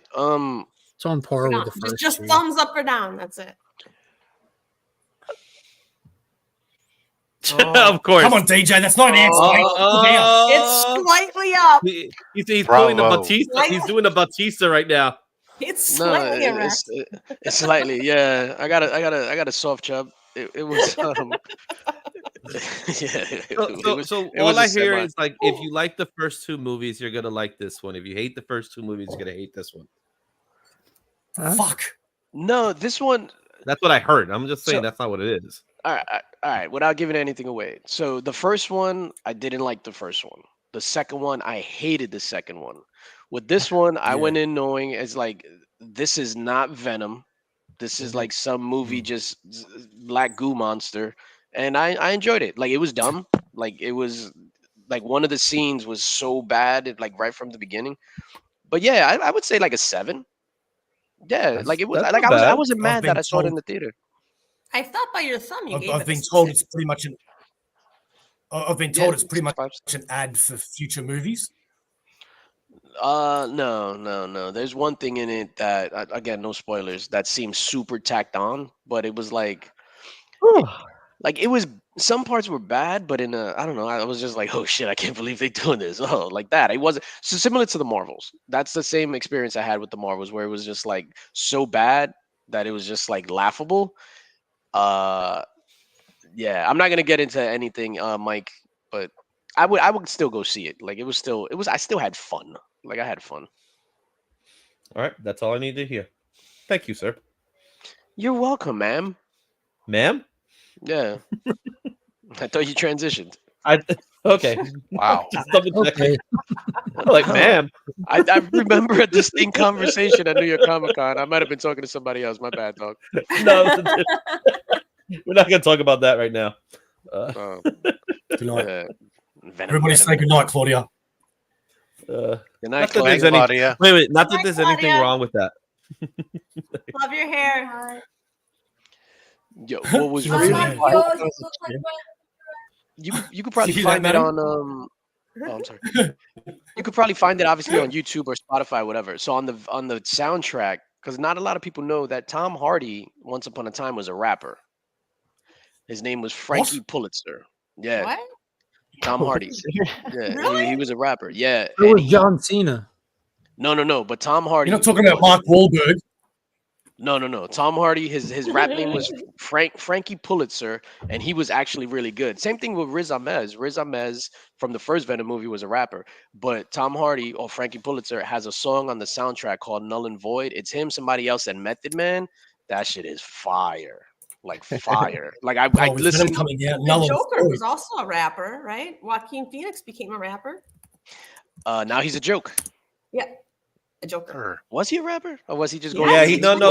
He was some kind of and said, I'm No, gonna but be a that was rapper.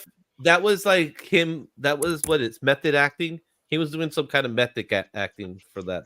Those Yeah, damn he was method for a actors. role. I Yeah. hate those method actors. I remember I was seeing a thing because like Jared Leto Otherwise is a known known as- method actor, and on the Otherwise known set as of I can't turn on and off because I'm a shit person. the I like Daniel so Day-Lewis for method acting because he would get in a role and he wouldn't break it. I think for like the whole time he was playing a character. yeah, and there were stories of him pissing off the entire crew when he was Daniel Plainview from There Will Be Blood. 'Cause Really? He Oh, was boy, just he was- Daniel Plainview throughout. So Jared Leto is a known method actor, and on the last movie that he did with Denzel Washington, like he started doing that. Denzel Washington was just like, "Listen, don't do that shit with me. I don't play that shit.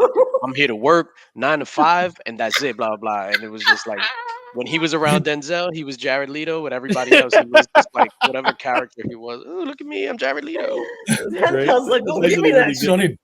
Denzel." Good on him.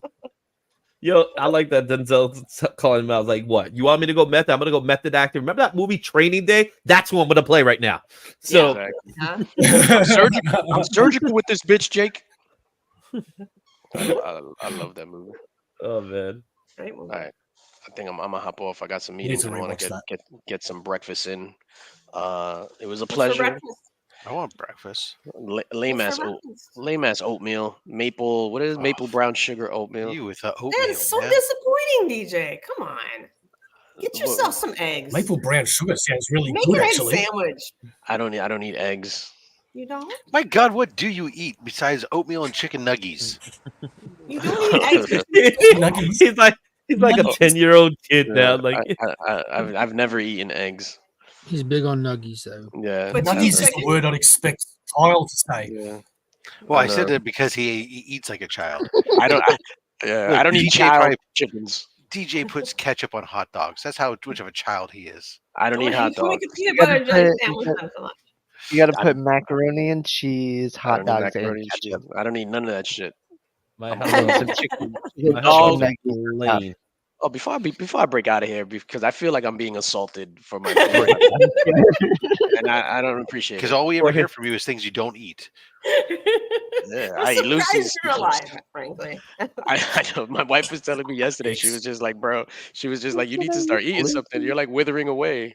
Like this is the lowest I've weighed in like years." So, well, because all I hear is things that you don't eat. I don't hear a thing that you do. What do you No, eat? but the Do things you that I eat do eat, boiled chicken? but you juice. I'll eat a nice grilled chicken, but like because I'm super repetitive. So oatmeal, I literally eat oatmeal 7 days a week for breakfast. On the odd occasion, I'll get a bagel or I'll get a corn muffin, but that's like whatever. For lunch, I'll get like a juice, like a smoothie thing. I'll get delivered, or some granola bars.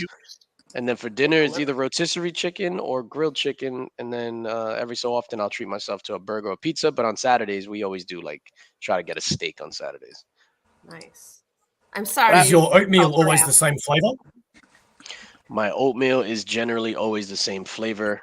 Yes, maple and brown sugar. I went through all the flavors, and that's the one that I like. So I'm just gonna eat that for the rest of my life. You put raisins in your oatmeal? No, I don't put Seems raisins in boring. my oatmeal. No. I do enjoy raisins though. I haven't eaten a raisin in years, but raisins were okay. Justin Birch, please tag me out. I feel like I'm being abused, and yet you just came on to laugh. I haven't real said quick, anything. You need to go watch the Theo Vaughn podcast he did with JD Vance because it was hilarious as hell. And he asked JD Vance about raisins because they got brought up. He goes, "I'm not a big fan of raisins. I like regular grapes." And Theo's response was, "I like grapes that been through some shit." Talking about how he likes raisins. If y'all know Theo, he's like the funniest guy on the planet. He's like, I like my grapes with wrath. Yeah. She was so funny. I like raisins that's been through some shit. Yo, Taylor Winder, I think still got some mystery boxes, man. Buy some mystery boxes off of Taylor Winder. About a little bit better than halfway sold out, I think. So go fast. Get them. He's got some preview picks up. Look like some solid boxes. What is it, like $90 shipped, if I'm not mistaken? Yeah, $90 shipped, TW. 10 boxes left. There we go. Get them. Find them on Bye, Instagram. DJ. Bye, DJ. JBL, how you doing, brother? Let me just plug In the Mix real quick. So In the Mix, some raisins in there. No, I thought In the that Mix. show quit. You're out. They didn't quit. We were sick. You had no power. You were on a desert island somewhere. Yeah, we're all going through some shit on each and every one of us on the In the Mix cruise. So Yeah, it's tonight pretty we're gonna. wild, isn't it? Yo, they don't know just what's a going on. raisin.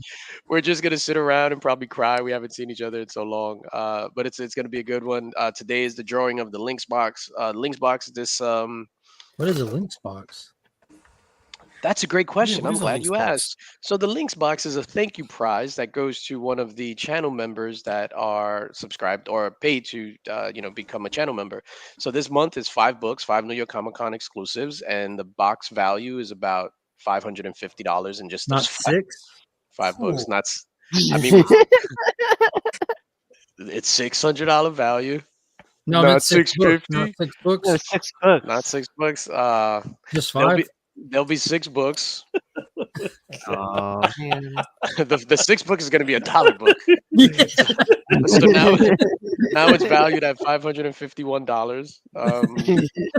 It's gonna be that one book that person gave in the convention. Like, here you go. Here's my Hey, book. check out my Please book. read I've been it. working on it for years. Thanks. It's a book Yeah, I've been reading. basically. It's called the Swift. Oh, how you much mean does the it cost shift. shipping TJ Links? the channel membership? We got 1 tier. It's $4.99. 1 tier. Everybody will get entered. Like I normally enter everybody. I'll do the wheel tonight at 8:30, right before In the Mix. The value on that box is insane. There'll be 6 books. You know what? There'll be 6 books, and it's gonna be it's gonna be a signed book. How about that? But just Mark? make sure, How about like, that, Mark? that's fine. Just make sure that y'all, That's fine. fine. if you win and like you check the values of it once you receive it and never look at the values again. Just know in your heart that's the values. That's gonna be the values at least for this week. Yeah, but still, like one of the books in the links box covers the what I make in a month. So all the You other got the books, Akira Batman in there. Akira Batman is Yeah, in there, game dog. over. That one book by itself is Ooh. worthy of being a giveaway box. Yeah, that's why we only Got do any 5. of those Schwarzeneggers? Nah, so in the box, if I remember correctly, we got the Akira Batman homage by Javier Fernandez. We got 3 Alex Ross variants, and the Alex Ross variants, Those are 50 a Batman and Robin, piece. those are 50, 50 a piece. And then I forgot what the 6th one was.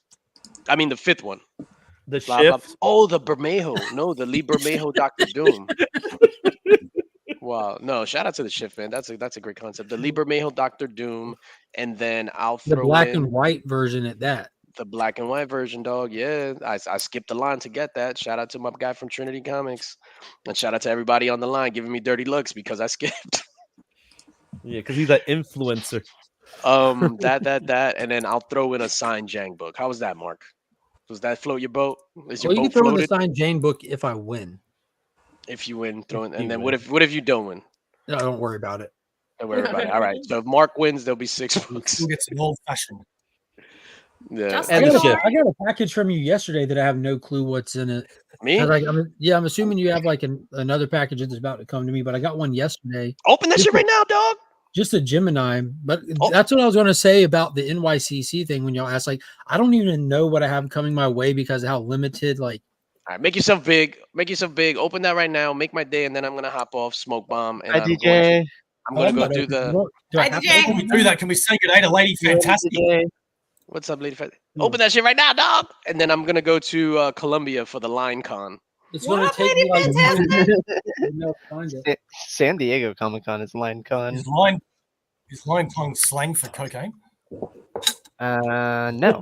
Yeah, with just lines. Yeah. Literally, people at San Diego Comic Con will panic and just stand in line if you just make one with like 3 friends. I'm not kidding. We've literally done it. We just like got into a line. They're like, "What's this line for?" "Oh, super exclusive." And then you shut up and just stand there for like an hour. I'm not messing with you. We were taking a break and we did it. At New York Comic Con, I actually met somebody. I was online for like a figure before the doors opened. I met somebody too. Yeah, no, Do I you started mean a talking to the girl? dude. No, some guy. Yeah. So I started Yeah. talking to him. I gave him my He's a stickers. He dude. actually followed me on IG, subscribed to the channel. Was like, yo, hit me Nice. up. I'm going to give you some art for like next year for the cancer thing. I was like, awesome, man. Art for cancer. Shout out to Speed Kills. That's his name. Oh, I know what this is now. Yo, you better start fucking Hey, smiling, you saw that dog. little cat. Well, You I have saw to, that when little I get a chance to see it, I'm sure I will. I just You saw the saw- color scheme on the outside and remembered the conversation. There where you was a sent me that picture. Morning, everybody. Hi, Good Nick. morning, Nicholas. ¿Cómo está usted? Muy bien. Gracias. Ay, ¿Y gloria a tú? Dios. Is Oh. his neck on here? I can barely see because there's so many of us. Estamos. I can't see who that is. Oh, guy that's ever. like I'm Giga. scared. That looks like Geiger. Ooh. They're Nice. shiny. Is that Geiger? The two-headed dog. Oh, shiny. Oh, Oh, very look at that. fun. Yeah. Is I that a like spider that goat? better. Yeah. It's a spider goat. You bring up Freckles, we're going down a rabbit hole. That you make the decision. You want to go? I'm ready. I brought my flip flops. The milk Mark, you're from really that nice spider goat guys. is weird. It's Yo. webbing, DJ. It's not even milk. Oh, Jesus Christ. Dude, that is fucking wicked. That is wicked cool. Wicked man. Yo, You so get I got the cover Peacock. artist to sign them for you, and then I just erased the signatures. Good. That's perfect. Though. At least they were signed though. Nah, they're not signed. Yeah, it's- well, it's erased, but at least it was signed. Yeah, it was signed, but I erased it. Yeah, It's a exactly. sentiment. It's a sentiment that counts. What up, Damn. Christina? Is Alright, this y'all. crossover to your art? I have no idea, but that was the Dimension X exclusive. Dimension Yeah, X that's fucking exclusive. dope. All right, y'all. Peace out. In the mix tonight at 9 p.m. Eastern. We back. Take it easy, And DJ. some of us may or may not be dressed in costume. Oh, That's what I'm saying. shit. Damn, I might get a complex. I hop on, you leaving already? You He's been hopped leaving on for because you 20 was minutes. watching. No, Nick hopped on because I said I was leaving, so He's he was just dressing up like, as "All right, Veruca like, I Salt gotta- from I Willy gotta go. Wonka. He's the I don't purple know." dude, Yo, baby. shout out to Anne Frank. I'm out. Oh, God damn. I'm That's See you, not DJ. saying bye anymore. Did he just shout out Anne Frank? yeah. Yeah, he did. Yeah, Oh, that's It's a Wouldn't throwback. you? earlier. He did. Yeah, it was a. Have y'all been? I throwback went to to- the Anne Frank house. It was crazy. He's got problems. I, You go to the I'm basement? quoted by the Anne Frank No, I house. went to Amsterdam, where the Anne Frank house is. Yeah, I was about to Um, say, it's like there's an Anne Frank house here. It's not in Germany. It's, Um, it's in freaking Amsterdam. I don't think it should be in Germany.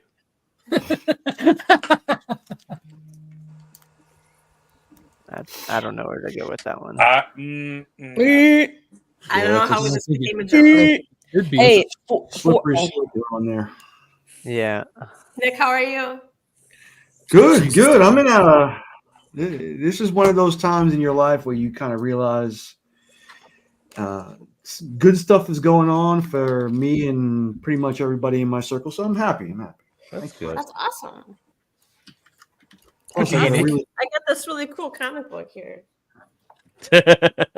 Oh, that is. I'm glad you got it safe. I watched the video yesterday. Thank you so much. Thank you.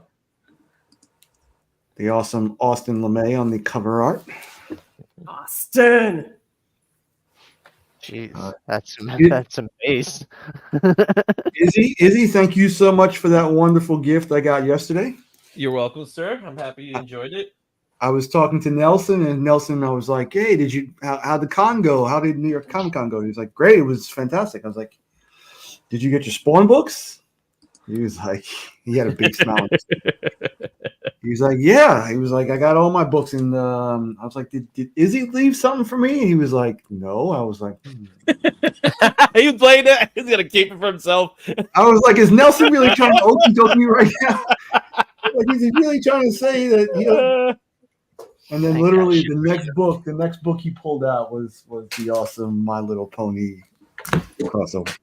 But are you going to be sharing what you gave to him as well? I took a picture of it, and he Was can it that share it if rash? you want. I think I showed it. I showed it to someone else. Let me see if I have it here in my pictures. Because I saw that cover Izzy, and I really thought, I was like, "What? Who did that?" I was like, "Did Kel New do that? Was Kel New there?" He was like, "No, that was Izzy." I was like, "Whoa!" Mm-hmm. Whoa! See, I do have a picture. I did take a picture of it because I went back to the booth and like, oh yeah, let me. I got immediately- You guys want to see my new weapon? I immediately wanted it for Yes, myself. please. So Really? It's my Yeah, new because weapon. I owed it to him from last year. So I told him, like, I'm gonna get you something, and I was like, I said, let me just wait till I see him, and then that's when I gave it to him. So I We just acknowledge can't Lady help it, Fantastic's like, weapon. have a I'm dirty scared, mind when Lady it's Fantastic. That looks very threatening. Look, it's topographic That's not titanium a- scales. That's not a Fine. knife. Yes. that's not That's nice. Nice bow. I didn't think Australians fit into that stereotype. Yeah, they He do. literally said I've been earlier. waiting he 15 loves years to say that. I know. That's not a knife. And I got this cool thing too. That's not a knife. I'm just happy to see you. That's not a knife. It's not a knife. oh, there That's it my is. penis. Sorry. Look what I found in the 50-cent bin. These 4 books. You What's can a find shit for 50 50 cent bin? cents. Never pay full price for new books. Le Doctor. Don't. Oh, La Phoenix. 50 cents. 50 cents. Whoa. First print, 50 cents. Second print. Cool. Don't pay full price for books. Will the spec on that book ever come to fruition? I think so Probably because not. it's got a lot of really I think awesome. book? I think eventually, but it's Which never book? going to go up. So I'll many tell you- like It's not going to be Like, huge. Bullshit. Asia, Western Pacific and Asian What's with the book? Pacific Asian American and Pacific Islanders. This is a ton of those. Okay, there, I found it. It's pretty good art though. I really like the art. Oh, it is good art. I'll tell you when the spec will go up. You want to know when? When you What's the close your spec on eyes. it though? Don't When say I- something. I mean, you just say it. Okay, what? When I sell my last copy, give it 2 Oh. weeks, and then everything will go up. Got it. Hey, what up, There's just a Cal? lot of first appearances in that, Bo. I think cover first appearances and true first appearances in that book. So it's a big one. Agents of What's going on? Atlas. Yeah, Agents of Atlas #1. There are a couple of different mini series for that one. Yeah, it's You gotta get that fun. one specific. That guy appears in Champions. Oh, okay. There is Yeah, a right, I didn't know Miko that. Suyan cover for that where they Oh, pays the homage wave to chick. the wave It's one. really It's like a awesome. $400 raw book. It's beautiful though. It's one of the few Miko Suyons that I like. Hey. You don't like Miko? It's not that I don't like Miko; it just doesn't call to me. Okay. But I'm that gonna tell- like that is a cover of his that I would want. I'm gonna tell So him you say that. You I won't feel find like it I in hate that Peach Momoko. you can tell him that. I mean, I feel about that too. About her, some of hers, it's like yeah. Some of hers, Yeah. didn't do it for I me. appreciate her art, but I don't get the big draw towards it. Well, yeah. I mean, I appreciate a lot of people. Actually, I do. I understand her art. Why people like it? It's stylized. It's stylized. So stylized sells. And that's why people like yeah, it. that is a good point. That is a You good could say point. that about any artist, Absolutely. right? But there's Yeah, guys out there that is that are true. very distinct. And when you see the thing with someone like Peach Momoko is that when you know a Peach Momoko piece when you see it. Just like you Do generally know a do Bill you know- Evans like piece that, when you though? see it. Just like you Okay. generally know a Jenny Frizzon piece when you see it. Exactly. It's in the same vein as Jenny. Just Is like that you a know a good Frank thing or Cho a bad piece when you see it. Jenny's pretty easy because she only really does one I'm style. gonna tell her you said that. You can tell her you said that. It's a Don't good tell her enough you style. said I'm that. gonna tell Miko say you don't like him either. I I'm gonna didn't say get- that. I said I'm not gonna- all his art calls to She's me. gonna go to Miko. Jenny and say Nick says Yo, Not all Lady his art F. calls to me. Lady F is like she is so anti Miko. Can I confess something to you guys? Please. Do don't you make me also read think them that all. Jenny's easy? Maybe. I'm not religious. I have no idea what Peach Momoko's style was or who she, I cannot Watercolors. identify her with Watercolor. the picture. She has a Asian. she has a I looked her water. up, and I'm not impressed. It's like anime inspired watercolor. Is it Yeah, Mac? it's Is my so light Mac is my. And Lady F, did you get your package? I did. Thank you. Okay. Thank you. I appreciate it.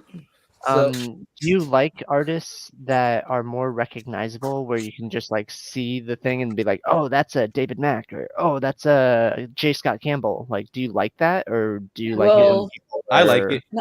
I mean, I like it because I know it's like you know what to expect then. If No, if there's always. more of it, because I like like it because it gives them a signature look, and that's what I like. So there's a lot of people from the 70s, like Ooh, horrors, cool. like Nick Cardy, Luis Dominguez, Joe Orlando, Neil Adams. Like, I love all of that. Sometimes a lot of it overlaps in terms of the similarity, but I think it's beautiful. Just like Gil Kane, Mike Klug, Gene Colan, all them guys from Marvel. I love what they do in their horror stuff. So it's just that if you see enough of somebody's stuff, you start to get a taste and you can start telling like by lines and things. I like Ramos art too, Callie. I love let me show you, bro. Well, this isn't Ramos, but I mean once you see it and you does understand their interiors. language and you can appreciate This is their Art language, Adams like, I cover, speak that language too, and you like it, or you don't speak that language and you don't like Yeah. it. There But was an artist. try to intimidate. Try to do something where Ramos. I have that. I've got that copy. Well, mine's Spider-Man the #1. first. That's not. Oh, I I don't. met have a- Spectacular Spider-Man #1, right? I met an Yeah. artist at a con where So fancy. their work was so diverse and they were like insecure about it because they felt like they didn't have like a But see, that's direction like or a style. Yeah. that's like Bill S. He can draw the Marvel style, and he did starting in like Black Panther 14, and moving forward, he got his own taste for things like New Mutants or whatever. He developed his own kind of, so he can go hyper realistic, he can go Marvel way, or he can go totally like impressionistic. And to have that kind of range is like, dude, you're fucking God, I'm not worthy. I think it's important though for the artist to definitely have a style. Just like if you were in the normal fine arts world, you're gonna want to be defined by a style that's unique to yourself, that no one else has done before or whatever, right? Yeah. So Yeah, like a Van Gogh, right? Everybody knows a Van Gogh when you see it. Yeah. You know. Well, and so like I can usually tell like Bianchi art or Del Auto art or like the Europeans, Coipel or Renaud, or there's just a lot of the European comic book artists are more classically trained, but I really like that about them. I mean, Yeah, that's Bill. Franzetta there's seems like so many of them that Zed he was Spanish, I think. pop out of nowhere. Yeah, you for can that. tell. He was fucking. Yep, that looks like BWS. Yes, BWS. More Yes, BWS. John Romita Jr. That guy. he was good in the 80s. You give me, I can show you I some. think What he do you was guys good. think of He was Bernie good in the Wrightson? late '90s. In the late '90s, he was good. I think he I wasn't found a reading nice in the late look. 90s. He was good in the late '90s. What do you guys It's think? now that he's like a little. The only thing that I read, and I remember going to the comic shop with my guy friends, and we were like in a 10th, 11th, 12th grade. I can't remember the year exactly, but we were in high school and we could drive because we were taking our cars. When the Origins came out, remember Wolverine Origin? Yeah. Oh, we were so into that. I had to get every That was issue. Andy Kubert. Yeah, I can't remember who wrote that though. I just remember I say his name. I say his name, and he pops up. Cliff on Comics. You see, Was that Richard Isenhoff who wrote those? it could have Cliff's in been. the chat. So I got the do you image guys of me think and of Nelson with the picture. So it's right there. So I don't know if What is Mark that, wants Bo? to show it off or something like that. He probably doesn't. He's What'd you say about? What do you guys There think it of is. Bernie Wrightson? I love him. the goat, Oh my man. god, I love him. Dude, the colors on that cover, man, it was amazing. That is that's an amazing cover. Did you say Barry Windsor Smith or Bernie Wrightson? Oh, Which yeah. one? see some nipple. Jesus Who, me? Christ. Yeah. Lady That's all you care about. I gotta cover You it.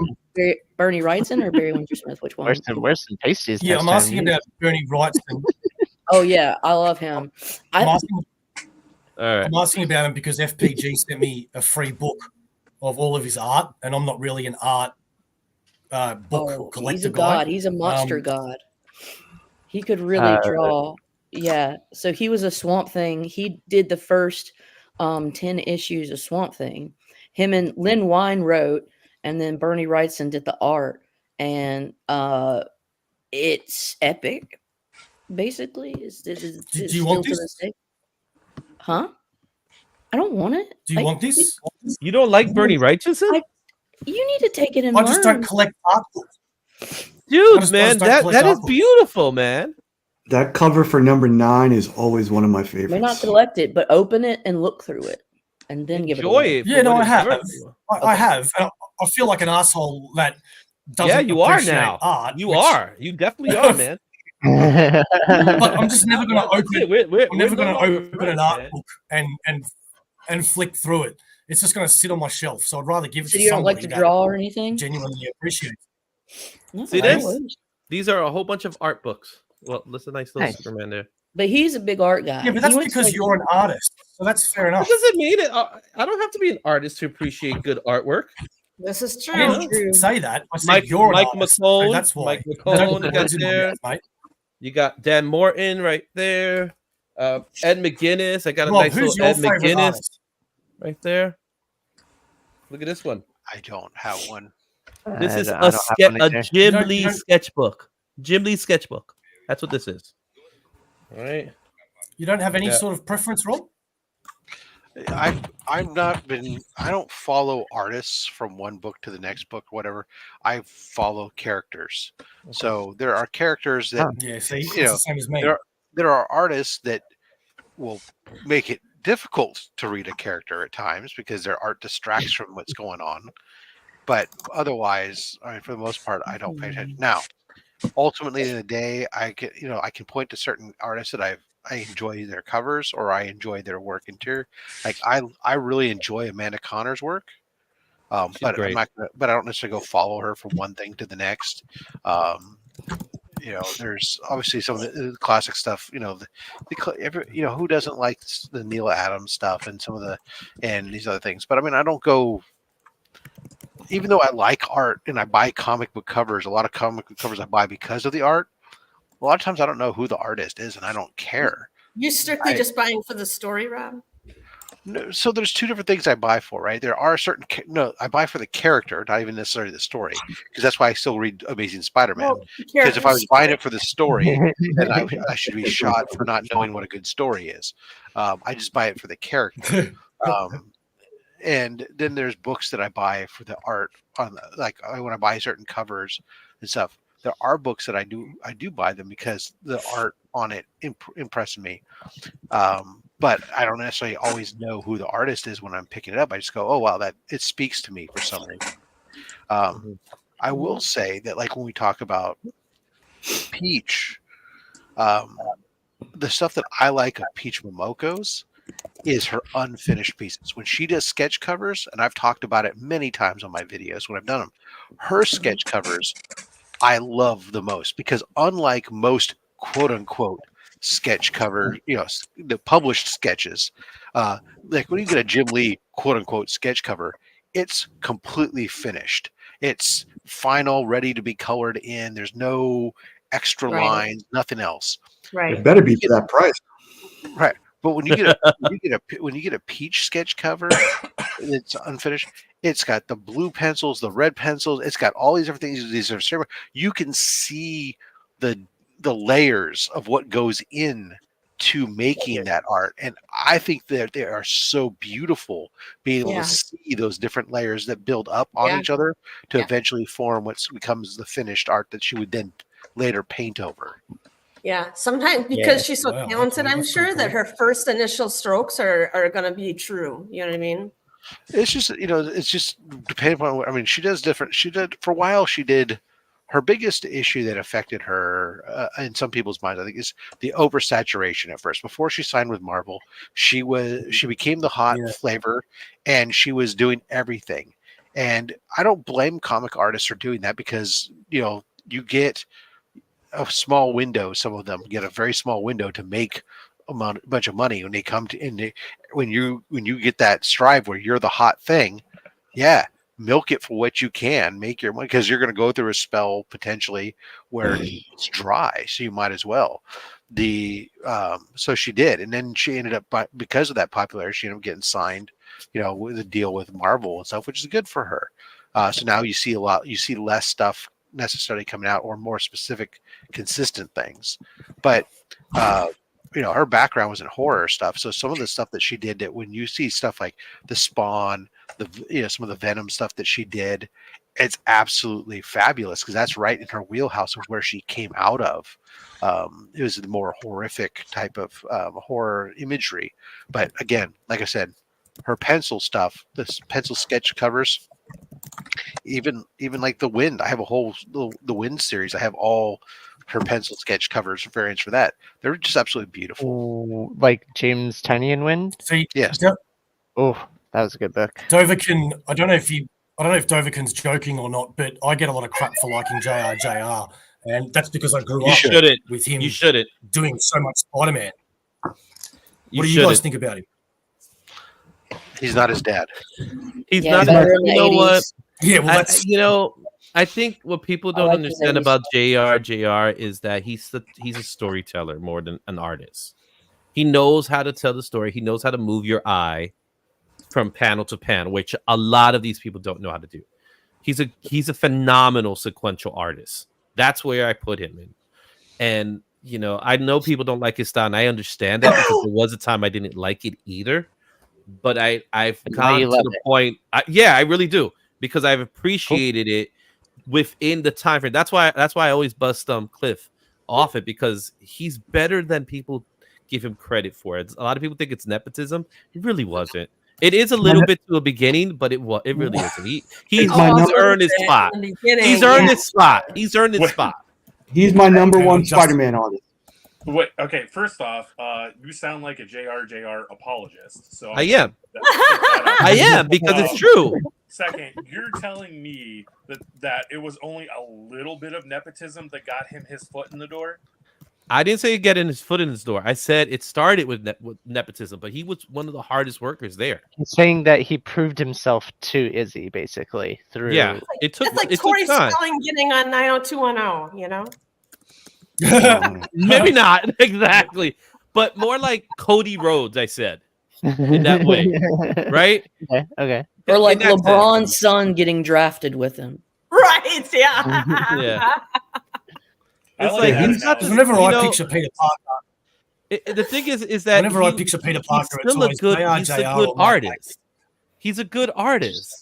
Well, like in like Fall of the Mutants and all that, like the '80s X-Men, I loved his art and some of the cover art of the '80s X-Men. You know, I think he killed it, but it's times For times me, change. I think what sold me was his Amazing Spider-Man run in the 2000s when he did with Michael Straczynski. That's what sold. No one does Rain better than John Romita Jr. Oh, that's true. He does Hands down. Yeah. I love And he that. makes us remember it because Yeah. he does sometimes too many Rain ones. Because that's kind of again Dude. signature. So yeah, I excuse him for what he's been doing lately. The same way I've been excusing. Look at that piece. Come on, man. You gonna tell me that's man. not talent? Nick, did you say he was your favorite? He's my favorite Spider-Man artist. Wow, okay, cool, man. The stuff he was doing Junior in that is? run, that run is iconic.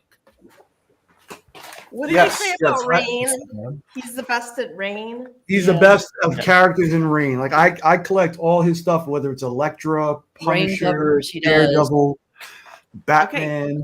Well, what he Everything did with, else, Can you make me I big, hate. Rob? yeah.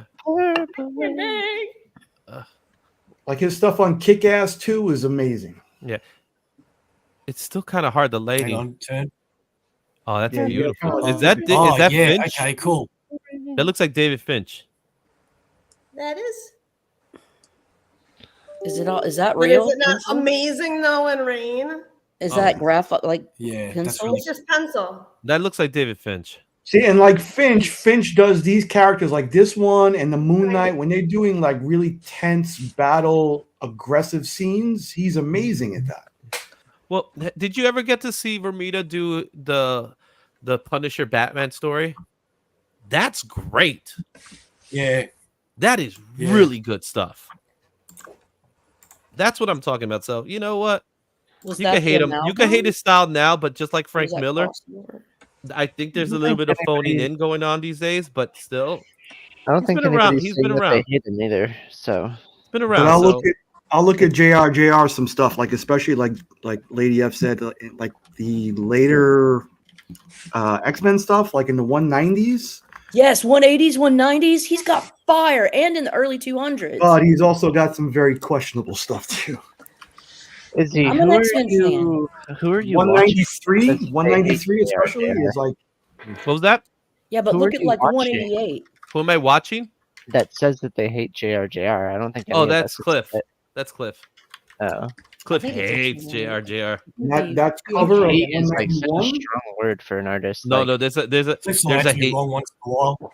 Yeah, look at X-Men 188 cover. See, to me, that's like boom, and that's for me to That one with Vision is not like fighting it, but, Nimrod. like, just a strong opinion. Also, Daredevil, Man Without Fear. Perfect book. That is a perfect story. So, Carolyn, No, who's I your just- favorite artist? me. Did you ask me? Yeah. Yeah. I think it's Bill Sienkiewicz. I think it just what he can do with colors. I've never seen anybody else be able to do it. But that's just me. That one Doom cover he did in the was it 2010s? His Dazzler covers, like And that one Batman. the way he with- can play with light, I love it. And his just can't spell his last name. Damn it! it's I don't have to say Sienkiewicz. it. If you go to his booth, he actually has it, the enunciation. so that you can say it properly. It's Sienkiewicz. Jack. I mean, Transformers Carl, number who's your one. favorite? That cover. That was a miss. That was a miss. Think Transformers 1 was a miss? It was a No, miss. I love that cover. Transformers I actually number don't 5. like it. Woo-hoo-hoo. I don't like Transformers number 1. His cover for Transformers number 1, I don't think it's a good one. His Moon Knight covers. Oh, His Moon Knight is Moon Knight. That's just amazing. His Dazzler covers. Dazzler also, yeah. My whole thing with the Transformers is New I don't know Mutants? what's going on with Optimus' arms, that they look too short. That kind of turns me off. Elektra Assassin is also great. Yep. I really like the Frank Miller Daredevils from like the 180s. I mean, those are some of the most iconic covers he did. They were simple. They wasn't as stylized that he eventually will become. So he was still kind of working on that little bit of that house style. So there was a little, but what I think he was doing is that he was trying to impress Neil Adams more than he was trying to be Frank Miller. If you know the story. Well, I like it. I like. You know what I mean? Yeah. So he was that can make sense. So he broke into. For those of you who don't know, he did broke more into with- the business with Neil Adams because he kept on harassing Neil Adams because Neil Adams kept on telling him he sucked, and he just kept on coming back with more stuff for Neil, and then Neil finally got him a job. So there you go, everyone. If you want to break into comics, pick one artist and just keep harassing them until Harassing they give you a job. them. Yep. That's how it was done back in the day, man. For me, it was Justin Birch. And look at me now. Yep, just keep harassing me until I give you a job. Yeah. I really Oh, like we Frisian, but I make like him big? Middleton, I think, better than now. Can we make Nick big for a sec? What about That's a Sienkiewicz Fantastic Four cover. I thought it was amazing. Oh, those are good colors. Look at that red and orange. One of the things I used to do when I used to go to conventions all the time is I used to buy the sketchbooks. I didn't buy comics. I didn't buy anything else. I would just buy the sketchbooks because those are the only things I could get in the con and nowhere else. Those were the true exclusives. And there's some. I got some great sketchbooks. They're all up You know here. who the true exclusive is you, sir. You are the true exclusive. Oh, I appreciate that. Look at that. Come on. Who I can do recently that with light? Wow, gave- it's beautiful. Which one is I think that? I gave Gary B that cover. That's Okay. Dazzler number 1 variant, Bill Sienkiewicz. Look at that one. Yeah, that's Frank Miller. No, that's Bill Sienkiewicz. Is it? Oh, he's did the Frank Miller style. You're right. My bad. Him emulating Miller. That's pretty cool.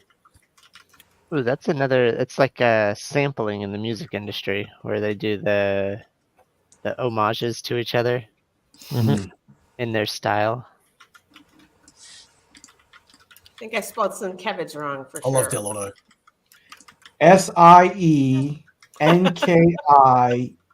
SIENKIEWICZ.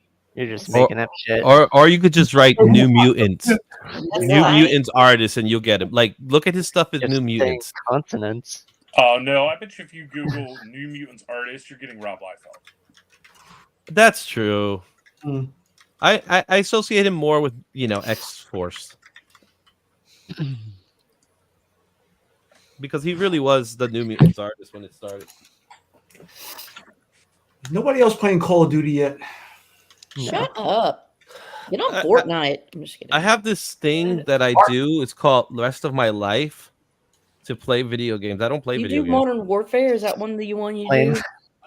do? Today I'm it's sure when you're in the old folks' home, there'll be lots of opportunity to play some Fortnite. Imagine that when we get to that age when we're all in our retirement homes and we're like, yeah, let me get that Call of Duty game. You know how I was until I You was kids 40 with years these old 37 buttons. before I played Fortnite. I didn't start playing Fortnite until this year. In my day, we had 6 buttons, and you liked it. Oh my god. And we like it. You know it's true. That's gonna be us. Back in my day, there was 2 buttons and a joystick. We talk about it was one button, you son of a bitch. And that's Come all I on, needed. bitches. No. You're That's already in the the That's the thing. You're already in the retirement home, Rob. Fucking That's Rob, the joystick. also secret. You really are. not even one button, one thing that just twists to the left and the right. No, well the paddle had two buttons, and then but the paddle had two buttons, but the joystick had one button. Okay. Yeah. The joystick I did used to have blow one in a button. cartridge and pop it in. Then you- later on, they tried to really Activision really tried to push the envelope, and so they released a 10 keypad that would plug into the 2600, and then so you could augment certain things with a game called like Star Raiders and stuff, and they had it was awful, but it's or still some games cool in or a some way. games like Raiders of the Lost Ark that were so bad that you had to use two joysticks E.T. to play. Well, ET was just bad gameplay, was just but shit. Raiders of the Lost Ark required you to have two joysticks for one player because you had to switch to the other joystick and button to select items from your inventory, while the other joystick controlled your actual character and such. So, I mean, Rob, it takes was away- your joystick with the button on the top, or was it the button on the No. side? It was the button on the top left On corner. the top. Yeah. 2600, baby, 2600. Yeah, Mhm. Atari 2600. I still have it in my garage. You Yar's just bust that revenge. baby out and see if it works. Last time I used it, it did, and that was like 3 years ago. That's good. Man, Asteroids on Atari. I mean, used to there play were that for hours. there were a couple cartridges that no matter Oh, how yeah. much you blew in them, no, they still didn't work. They stopped working. But there were quite a few that I can still play ET. I can still play Yar's Revenge and Defender, and I just Pitfall. learned something amazing about Nintendo 64 games, that you can play any foreign game you want. You buy that game or whatever, and you just take that front off. You use the front of the game, and then any back of any US cartridge, you just put the back of a US cartridge onto it, and it adapts it. Oh, I saw that. I saw that reel. Yeah, Instagram. my mind was blown. I just know so little about the world. You should tell that to Mark. Mark is still 64. Oh, Yeah, but I Madden- think he's got all the games he wants. I don't think he'd be interested in any foreign games. But Lady that's just Fantastic, what. you brought up your knife, Yeah, your cool self-defense my knife. really big, my massive. I remember one year. That's a toothpick. One year, I wanna it was Christmas. It was Christmas, and they gave me a Super Nintendo, and I was playing Super Mario Brothers Holy World. shit, man. Yeah, I finished that thing that night.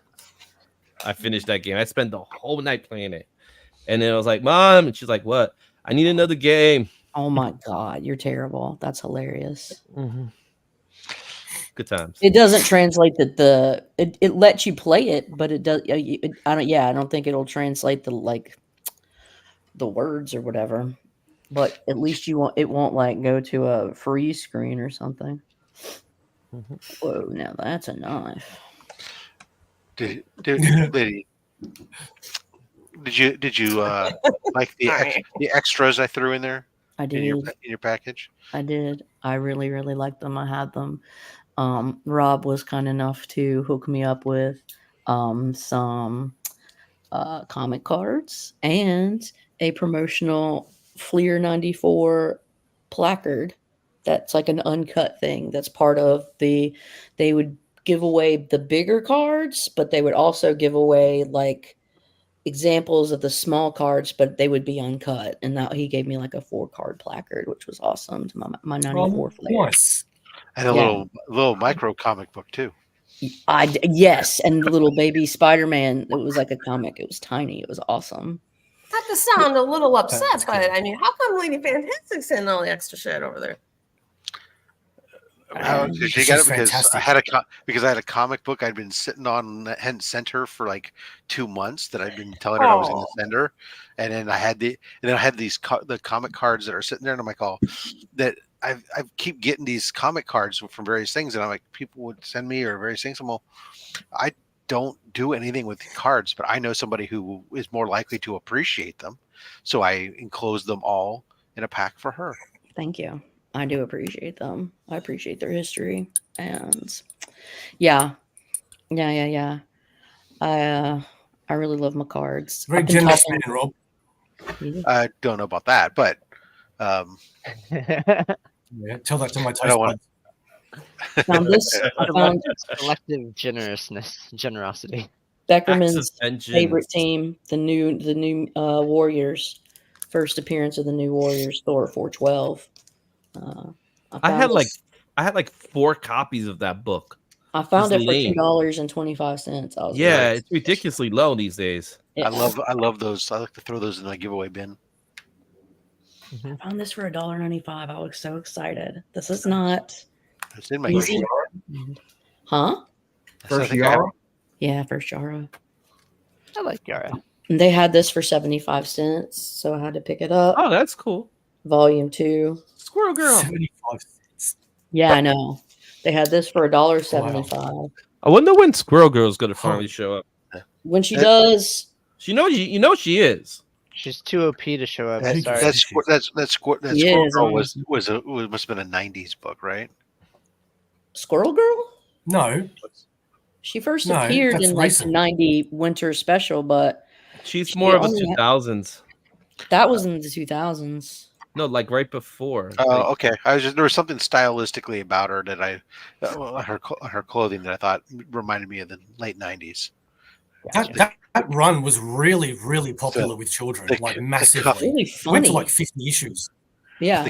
The cuffed denim shorts just was something that was a standout to me there. Doreen Green. Yeah, she's funny. She is OP. And honestly, I kind of feel like Carol Danvers was OP for the MCU movies, but we're not she's going gonna to show. I guarantee you, we're gonna see Squirrel Girl. She's I pretty know. popular. No, I'm sure we're gonna see her. We'll see her in like probably I'm gonna say we cartoons. will. No, she's already done the cartoons. That's what I'm saying. Too OP. no. Can't show up. It'll Someone just be a jumped small in here. I cameo. thought that I saw She that. could be Biggie is Doom. on camera. The Because we immortal went one to small popped in. camera. Oh, hey, She gets Hey. everybody. Hey, Biggie. what up? What up, big? Biggie. Dope shirt. I know he's a Disney man today. He's representing the MCU. Yep. Playing a little. Okay, so did anybody else watch your Venom last night or no? DJ did. So Sing no it. spoilers. He's not here to give away spoilers. I've been watching Penguin though. Yes. I'm 2 episodes behind. Well, everybody you, dies. You are 2 really good episodes behind then. I Wow. know. I You even have went to two the. enjoy. Massive. I went to the panel. I saw what Sophia's been doing. Well, you need to go watch episode 4 because you get her background. Yeah, episode 4 was crazy. Yeah, the background is really, and then you understand why Sophia is Sophia. Team Sophia all the way. The Oh, yeah. Hangman. Oh yeah. You went to a panel on a show you're Is it a not one kind and of done series? I had to go to the panel. It was actually I think it was Colin required by Farrell- work. It was actually required by work to go. And I was You're telling like, my "Oh, wife, I was shit." like, I straight up told my wife, like, oh, I gotta catch the episode before we go to the panel. I never had the time to catch the episode. Damn. I didn't miss anything. It was okay. A lot of times they'll have like, oh, here's a teaser for the next episode. No, they did that. They did Yeah, it. yeah. They gave because it's supposed to have like a mid-season break. Yeah. So there's like a little couple of weeks that it's not going to be showing stuff. I did that with Resident Alien and got that shit spoiled for myself. AR, what do you think of Picard? I didn't watch a single episode of Picard. Was it? When Is did it that good? come Is it? out? Huh? It's Star Trek Picard. I said, when did it come out? I really enjoyed the first season. Yeah, it's come out. The second final- one, The final season was I good. just stopped watching for some reason. I plan to. The 3rd season was just basically all nostalgia, but it was great. Is Whoopi in them? Any of them? I need Whoopi Everybody needs Whoopi I in don't their need life. Whoopi. she was the bartender. I was Right. watching Yeah, Sister he's- the other day. with the circle and the platter hat, right? Yeah. In purple. And the no Yeah. eyebrows. Guinan. No eyebrows. She was Guinan. Yeah, we need a. I doesn't I have need a eyebrows. Picard and Guinan show, or just a Guinan show, really. Guinan and the Borg. Let me out of here. So for the Picard show, who stars in the Picard show? Picard. Jean-Luc. Next generation. Is it? No shit. Is it the original actor, or is it? I Yes. didn't know if it Yeah, was the original it was actor, if it was going to be like a prequel. You know, like Not this true. is him. And That you are right by saying it could have been a prequel thing. Well, I heard that, yeah, there's a lot of Q in Picard, and I had said that I could watch an entire season of nothing but Picard and Q arguing. Yeah, me too. And I they were love like, Q. and they were like, Q well, is season basically 2. that's what Picard is. And I'm like, okay. I love Q. Q was great. He was a great rando thing to throw in there that could just do anything he wanted. You know. Well, yeah, he was a cosmic imp. And I like to think of myself as one of those. But like, you like And then his daughter Picard died in and Breaking Bad. Yes. That was Interesting. a crazy episode too. Yeah, because I love the Next Generation. It just makes me like, if I feel down, I'll go home, and home is the Next Generation. Yeah. I remember when I was really depressed, I'd be like, at least there's Star Trek at midnight. Gotta stay awake for that. Yeah. Right? You're a Trekkie, madam? Yes. Cool. Yeah. I really like Deep Space Nine. I think Deep Space Nine, Yes, the that end was of Deep good. Space Nine was like on par with like a Star Wars movie. And what was the one with Captain Kate Janeway? Was that Voyager? Yeah, I didn't watch Voyager. Yeah. Voyager. Um, Yeah. I couldn't get into Voyager. No, I couldn't either. I I tried. didn't mind it. I haven't seen And Deep Space Nine. I liked Deep Space Nine. I haven't seen the new Agatha show, and I heard it's good. It's fine. I've enjoyed it. I Have don't you? know. It looks fun and campy. I mean, If I'll you go- don't want to start anything Marvel, yeah, it's an okay show. I There's mean, a it's song in pretty- one of the early episodes. It's pretty Yeah. predictable. That's all I say about that.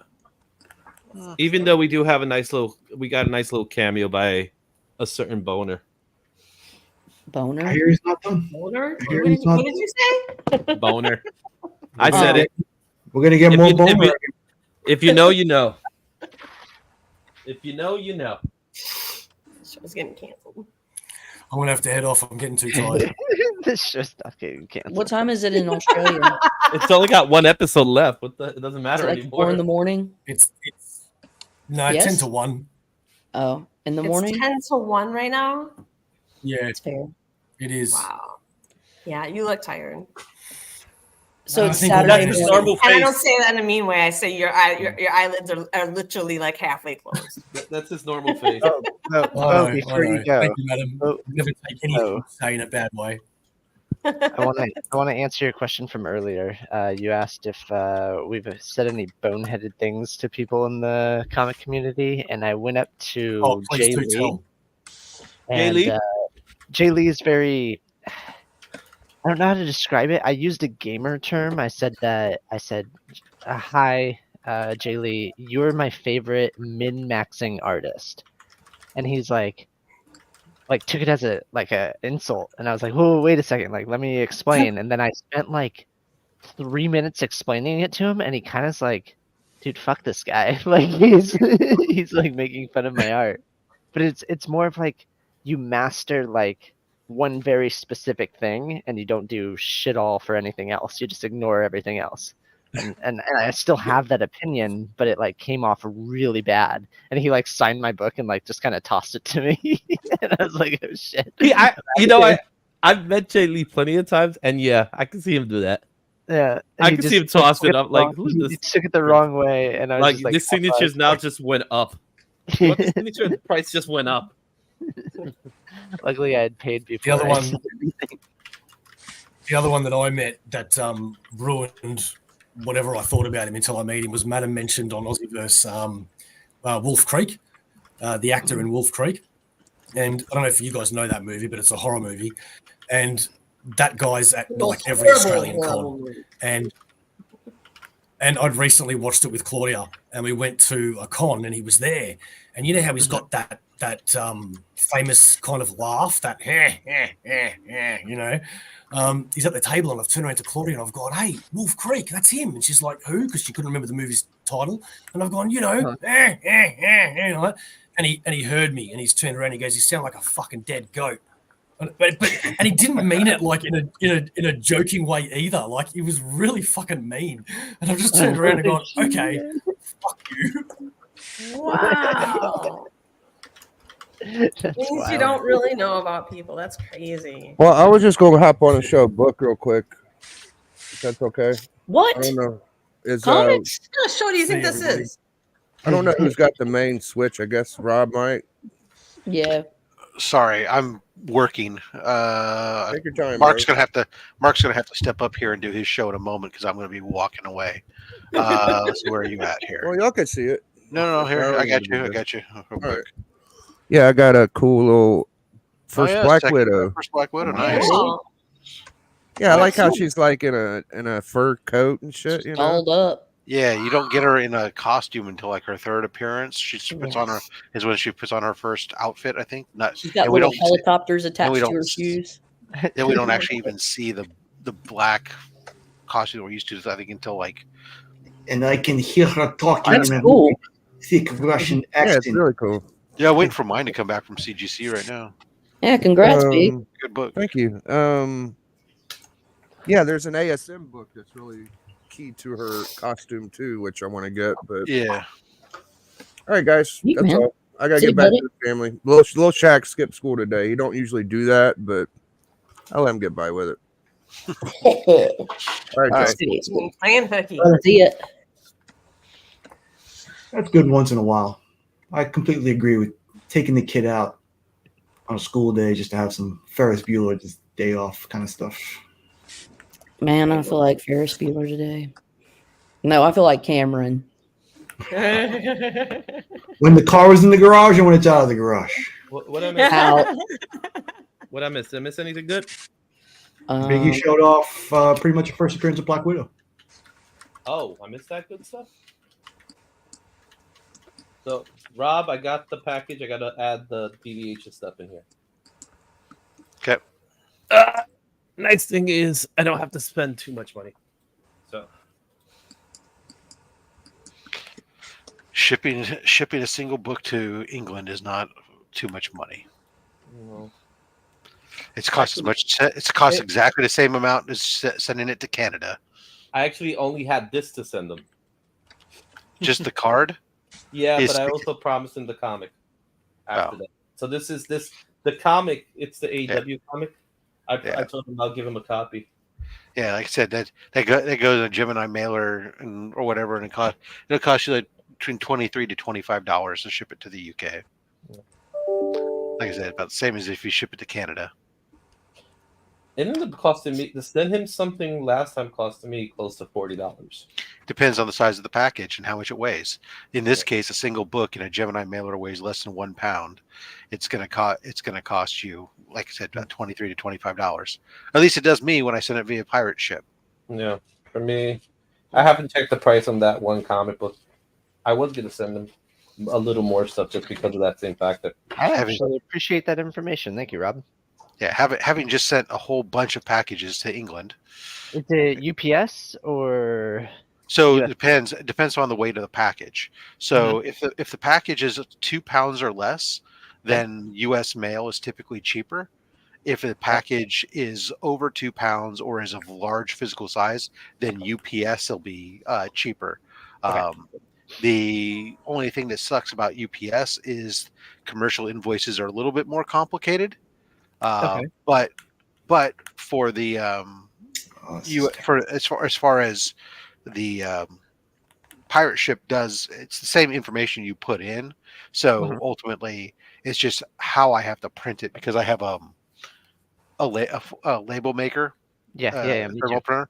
I have to tell it the first print just page 1 on the thermal printer, and then I have to tell it to go back and tell it print the commercial invoice pages on the regular printer full size because otherwise they're too small.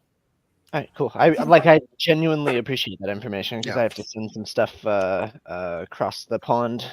So Yeah. thank you. It's actually generally not too bad to ship. A medium-sized box to the UK. I don't think it's too bad. It costs about 50% more to ship it to Australia, but. All right, guys, I'm gonna hop off. You guys have a great day. Thank you. Nick. We don't know how to have anything else when Justin's here. I'm sending it out. Thank you, Nick. Bye, Nick.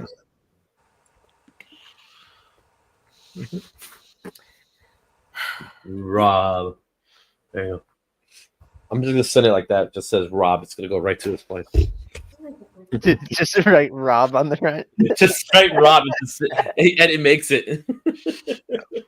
I was actually really surprised by the UK guys actually posting unboxings from C3 and their stuff.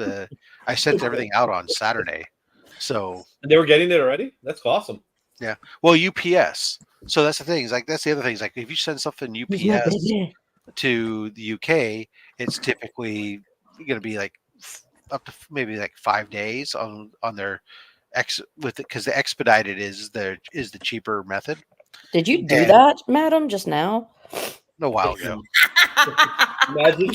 And then the within but 10 the minutes. the US mail can take like first class mail can take 3 to 4 weeks. So I've literally watched a UPS truck drive up to USPS, pick up a bunch of stuff, and like they said that they're picking up their slack, basically. Yeah. Yeah. Well, UPS has a thing where like certain packages and stuff that they ship via hand off to the U.S. Post Office for last mile service delivery. Because, for example, and a lot of companies do this because UPS, for example, they can't. The U.S. mail has to deliver to every single address, whereas it's not necessarily cost effective for like UPS to run trucks to every single address in America and stuff. So instead, they do SurePost or what else? Where they basically hand it off to the postal service to do last mile stuff. Trev, the shipping guru, would know because he's a shipping guru. Yeah. And then they also have a really cheap method as well where they do a handoff stuff. But yeah. AR, you're muted. Hey, good morning, everyone. How are you guys? Good. How are you? Oh, shit, is that Magic? No, this is Yu-Gi-Oh. That's Yu-Gi-Oh? Oh, get that off the screen then. All right. Oh, It's Magic. I have good reason why I brought Yu-Gi-Oh to this screen. Good. You got 2 minutes before the stream ends. Okay, Monster Reborn. Yeah, that's Yu-Gi-Oh. Sorry, I caught a glimpse. No, I've started playing Lorcana and I'm cashing in, baby. What? Oh shit! Are you? What? I already sold all my valuable Lorcana cards. That's right. I'm an Illumineer now, Justin. Oh shit! Yes. Oh, by the way, Rob, it's $30 for me. Yeah, you need to talk to Justin. He's how many have you pulled any more enchanteds, Justin? I am currently up to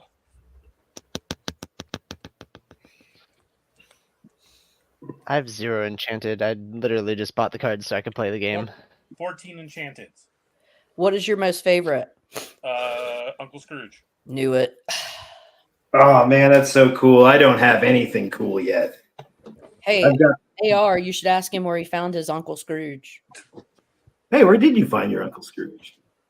I traded another enchanted to Lady F. All right. I turn you guys all over to the capable and caressing hands of your fearless leader, Legion of Comics. He has warmed them, been off screen warming his hands. So when he holds you within them, you won't be shocked by the cold. This is all my entire collection of Lorcana. So I can make it. If you know, you know. Like 200 tips. You all have a great day. I'm off to Romania. See you, Bye, Rob. Rob. Have fun in Romania. Bye, Rob. AR, take it away. Oh yeah, I'm here to talk Yu-Gi-Oh cards. So Correct. so far, my one of my best cards, and I'm really happy about this, is Lord of the Deep. That's Lord of the Deep. Okay. Lord of the D. Yeah, there's a bunch of really funny Just cards. like D or like deep in depth? No, just D stops right there. Lord of the D. Okay, any kind of D. Yeah, I know. Go as deep as you want. No D, just D. So yeah, that's it. I'm inventorying all of my Yu-Gi-Oh, and I'm gonna bring this to the card place and trade it all in For Lorcana. Yeah, I'm going Lorcana, baby. I'm going Yeah. hard into it. Hell yeah. It's just wild because That's my what I like to nickname in hear. college used to be Lord of the D, but Yeah, I wish I had come up with that title for myself at some point, but I was never that creative. I'm trying to find my Lord of the D card. There's a bunch of funny cards when it comes to Yu-Gi-Oh, and I'm remembering this as I slowly go through it and inventory all of these cards. But I'm using an app called Collector, where it drops the L at the end. That's the proper app to use. Yes. Oh, good. I'm glad I'm in the right spot. That's like yeah, the only one that's like pretty good. you guys used to I've used TCG or TGC. I've been really impressed with Collector. Dabakin says Blue Eyes White Dragon question. I don't know yet. I'm going through all of this. I have not found the elusive blue-eyed dragon, which is the thing in this. It's like, one of the best cards. Besides the, all of these trading card games always have cards that are really hard to get to because they were involved in certain events. And, those things. Trev's asking about your one-eyed dragon. Lord of the D, one-eyed dragon. Lord of the one-eyed dragon. In school, we used to like walk around and like show our blue eyes white dragon as like a status symbol. Of course. It'd be like, yo, if you have that card, you go straight to the back seat on the bus. Like you get what you want. Like, check what I got. Blue eyes white dragon. Oh shit. These are my organized, right? This is all the crap. That's the tall piles. And then this is the stuff that's like, oh, this is worth $3. Nice, right? Nice. Perfect. This is about $300 worth of cards according to the Collector app so far. But I still have, piles to do and go through. Shit. Riches. Yeah, it just goes on and on and on. I keep doing this. Wow. Yeah. So, I think I got like $400 for the Lorcana cards. That's what I'm trying. We'll show up at this little Collector app and be like, "This is what's in this box. Found What this will you for give me for $5. this crap?" I'm so excited. I love Hella. I'll let you guys know what happens. Trev says you're the king until someone pulls out all of Exodia. I don't know what that means. I feel like this is an SNL bit waiting to happen. Huh? AR, do you go out and play or do you just collect? There's a lot of people that go to ABX. Like they have, every day of the week they have people that are gaming, but there's like a dedicated group of people that play Yu-Gi-Oh, Digimon, One Piece. Yeah, like they just take over the tables, right? No, there's enough tables for everybody, but there's That's what I mean. there's a shit ton. Never mind. Eating is not an issue. Yeah, I have a history of being nerdy enough to play and understand card games. Sadly, you say so, but you're dressed like Mr. Schnee from Peter Pan. So, Well, if you're playing a steel song deck, Mr. Smee is a good card. Dude, y'all, I want this ornament. Then buy it. Oh, what ornament? Are we talking Star Trek? Immediately porn flash through your phone for some reason. Why would you say that? I can't find it anymore. Oh. Yeah, are you saying my nose is big? No, I'm saying your hat is red. Okay. When I think Sneed, I think like big old red nose. It's the glasses plus hat and beard. He's like Mr. Sneed. Are y'all saying Sneed or Shmee? Shmee. Hey. Shmee.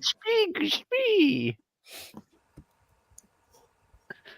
No, I got a bunch of Pokemon, and I have gone and played Pokemon, but so far, all the Lorcana games I've been involved in are with these kids, and I'm destroying them. They're no Good. chance. No mercy. You keep those 12-year-olds in their place. I have a Magic the Gathering deck, Elven Council deck, and I have a Riders of the Rohirrim, and the Rohirrim I think is red and white, and the Elven is green and blue. Nice. I got some Vox Machina cards.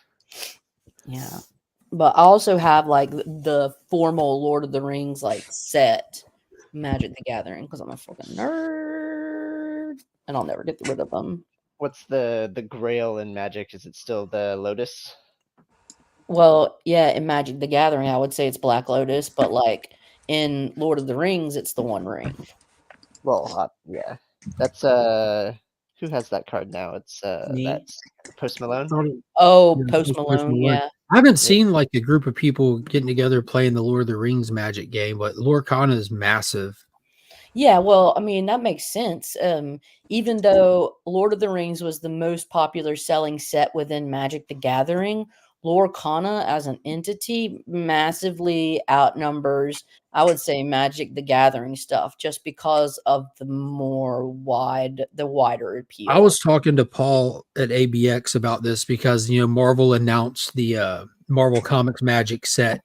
And they also are kind of capping its availability. Like it isn't like something that's just like open order to anybody kind of thing, which is kind of a douche move, but leave it to them. That's what Wizards of the West Coast make douche moves. I was talking to him about like, I wonder what kind of reception it'll have like player wise. And then I thought about it and I told him that like, I think that Lorcana was just kind of perfect because like the audience is there like the 30 and 40-year-olds that are just Disney fans, you know, like the couples without kids that wear Disney shirts and go to Disney, the Tylers. Like it's just it's just absolutely perfect. Like I mean, like it's a fun game and like you know they like do shit like offline. It's just like there's shit like that for me. It's strategic that can adults can be involved in the strategy, but it's cute enough to where it can appeal to kids. Whereas like. Well, I mean, like it's just the personality type. Like if you stereotype Disney, like Disney fans, like where I'm like a comic book fan or I'm a toy collector. You know, there's Disney fans out there that, you know, and not all of them live in Florida, but a lot of them do. Yeah. Or there's just like psychos like Justin Birch who decide that they're just going to collect it. And they Tyler. But I play. I do play. He plays. I play. How well do you do? I get destroyed every week. By like little kids? That's like me with Hero Clicks. Whenever I play, I lose, but I love playing. By like other dudes like you? You get destroyed? To like the shop owner and like guys who like play Magic. Checks out. Go to the card shop. Yeah. It's like Magic Light. Justin, you're kind of quiet. And Hero Clicks at the very beginning was my team would always consist of Jean Grey and Juggernaut. And I would use Jean Grey to pick up Juggernaut and throw him at my opponent. Call him the Juggernaut. That's what he used to say. No one ever said you couldn't do that. Yeah, can't win without losing. I hear the pulling of tape louder than I could hear Justin. Oh, sorry. That would be me.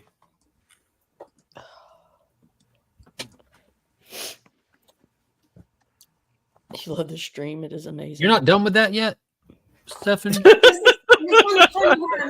Because I want You're being a turd, Mark. Here. You know, it's art. That was a genuine question.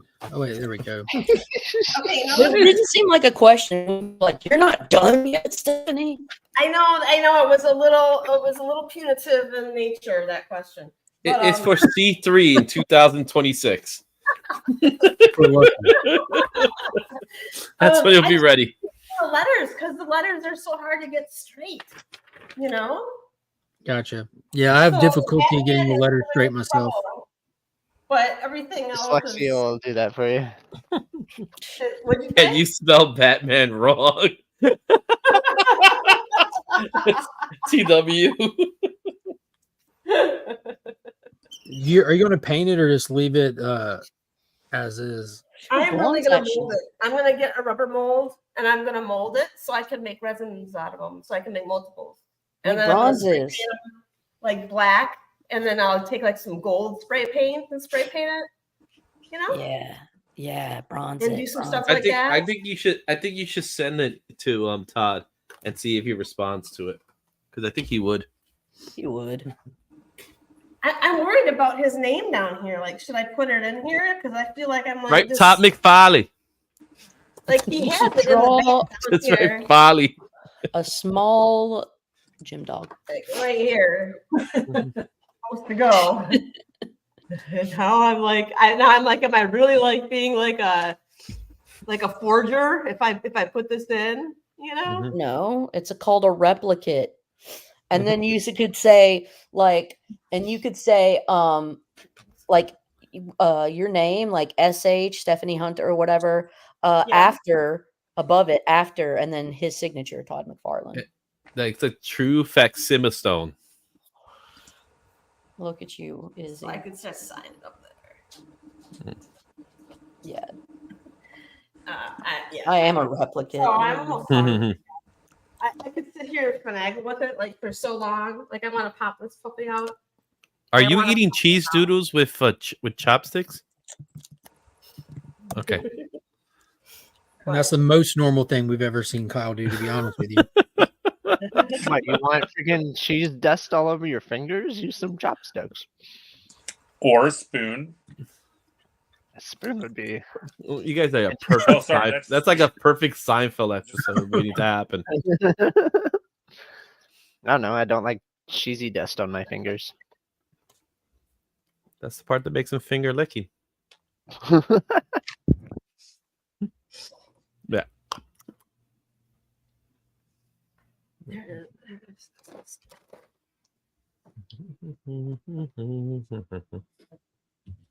The Last Dance opens today. Get your tickets. Are you going this weekend? Unfortunately, my daughter wants to see it, so I have to wait. I thought you were going to say, unfortunately, yes. I do want to see it because I've enjoyed 1 and 2. I've gone to that point where I'm like, I'm done with this movie being the same Venom from my childhood. So now I'm just enjoying it for the Tom Hardy of it all. So, but I already heard some stuff about it. So I'm okay with it. I don't care at the end of the day with this movie. But I'll probably see it on Tuesday or Wednesday. You know what, Taylor? That's the spirit. I haven't seen any of the Venoms. You're not missing. I don't think you'll like it. I don't think I will either. Yeah. Just like I haven't seen any of the Spider Women I haven't even seen, I should probably see it, but I haven't even seen Homecoming or Going Home or whatever the hell. Tom Hardy. Those are fun movies. I've seen Civil War. I don't think I've seen a Tom Hardy Spider-Man movie. Yeah. Just skip to the third one and watch it for the nostalgia. What's it called? A Home something. No Way Home. Yeah, they're all Spider-Man. That's the one I haven't seen. So it's Homecoming, Far From Home, and No Way Home. I haven't seen any of those. I've seen the cartoons. There you go. Spider-Man 4, Home Alone Again. And you saw Spider-Verse, right? So yeah. Well, I haven't seen the second one. Second one's good. I've seen the first one, but I haven't seen the second one. Freaking good. Spider-Verse, the second one is really good. Yeah, if you like Miguel, what is he? Spider-Man 2099. No, Miguel. The 2099. animator. No, isn't he called Miguel? Spider-Man 2099. Oh, Miguel O'Hara. Yeah, thank you. Jeez. Yeah, he's Spanish and Irish. I don't follow. I don't follow much any Spider-Man. The only one I really follow sometimes will be Miles. Well, he's in it too. Yeah. It's kind of like his story. Cool.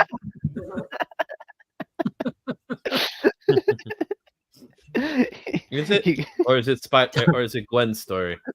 Kyle, did you read or not read? Did you watch the new Hellboy movie? I don't know how to read. No. When did that come out? What's your take? It's recent. Came out right close to a month ago. New actor, new director. Mike Mignola is heavily attached to it. It got a low budget of $25 million. They made the movie, didn't have much for marketing, had a theatrical release plan, and they pulled it at the last minute and did a straight to video on demand deal with Fandango at home. So for the first however long, it'll only be available for purchase on there before going to other platforms. It's called Hellboy the Crooked Man. They base it on a specific story because, Hellboy is just a bunch of short stories, like 4 or 5 issues, whatever. It's never been like an ongoing kind of thing. But the story they base it on is in the 50s and in the Appalachian Mountains, and it's more of a horror vibe. Interesting. Okay. Is it worth a watch? Because like you said, you didn't have much marketing. I didn't even know it existed. Surprisingly, I liked it a lot. I thought it was really damn good.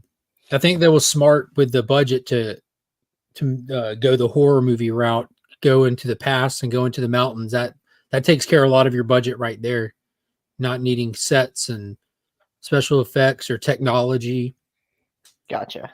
It was surprisingly really good. If you like Hellboy, it's definitely worth a watch. It's not like a summer blockbuster spectacle like Hellboy and Hellboy the Golden Army were. Or it's like there's like a humor aspect baked into it too. Hellboy's the humor only comes from the way Hellboy kind of moves through life. You know what I mean? That smart ass. Yeah. Where he's like just putting up with shit. Yeah, the story is not comical. Hellboy putting up with shit is, like you just said, is the way that any humor comes out of it.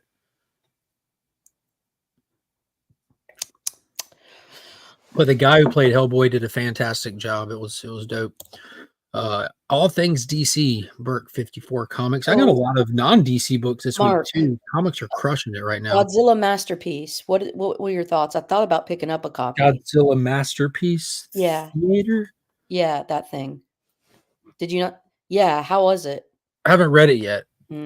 That's the one. It caught my eye, and I thought about picking it up, and I didn't. Bro, as soon as I saw the Great Gatsby on the cover with Godzilla, I'm like, I'm so fucking in. This is dope. But yeah, I grabbed one for me, and I grabbed a one of the ratios to put in the Legion loot. For those that don't know, the channel member monthly thank you prize will have a copy of Godzilla Masterpiece Theater. It's a really cool ratio variant too. I know it's got to be around here somewhere. It's worth showing you. Look at that first edition Griffin Wing. We're talking like $9. Hey, that's gorgeous. $9 is pretty good for a single card. Look at that.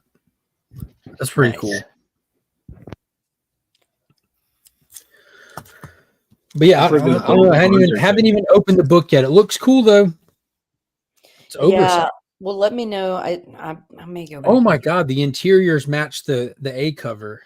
That's amazing. Beautiful. Look at this shit. Hold on. Oh wow. People running, they're yelling golly. Yes. I like how he's like peekaboo. Yeah, that's amazing. I still what was it? King Grimlock for Transformers. I loved that the cover I love art, the colors, the interior. I like the kind of stylized. Yeah. Oh, cool. Look, Jay Gatsby is showing up. What the?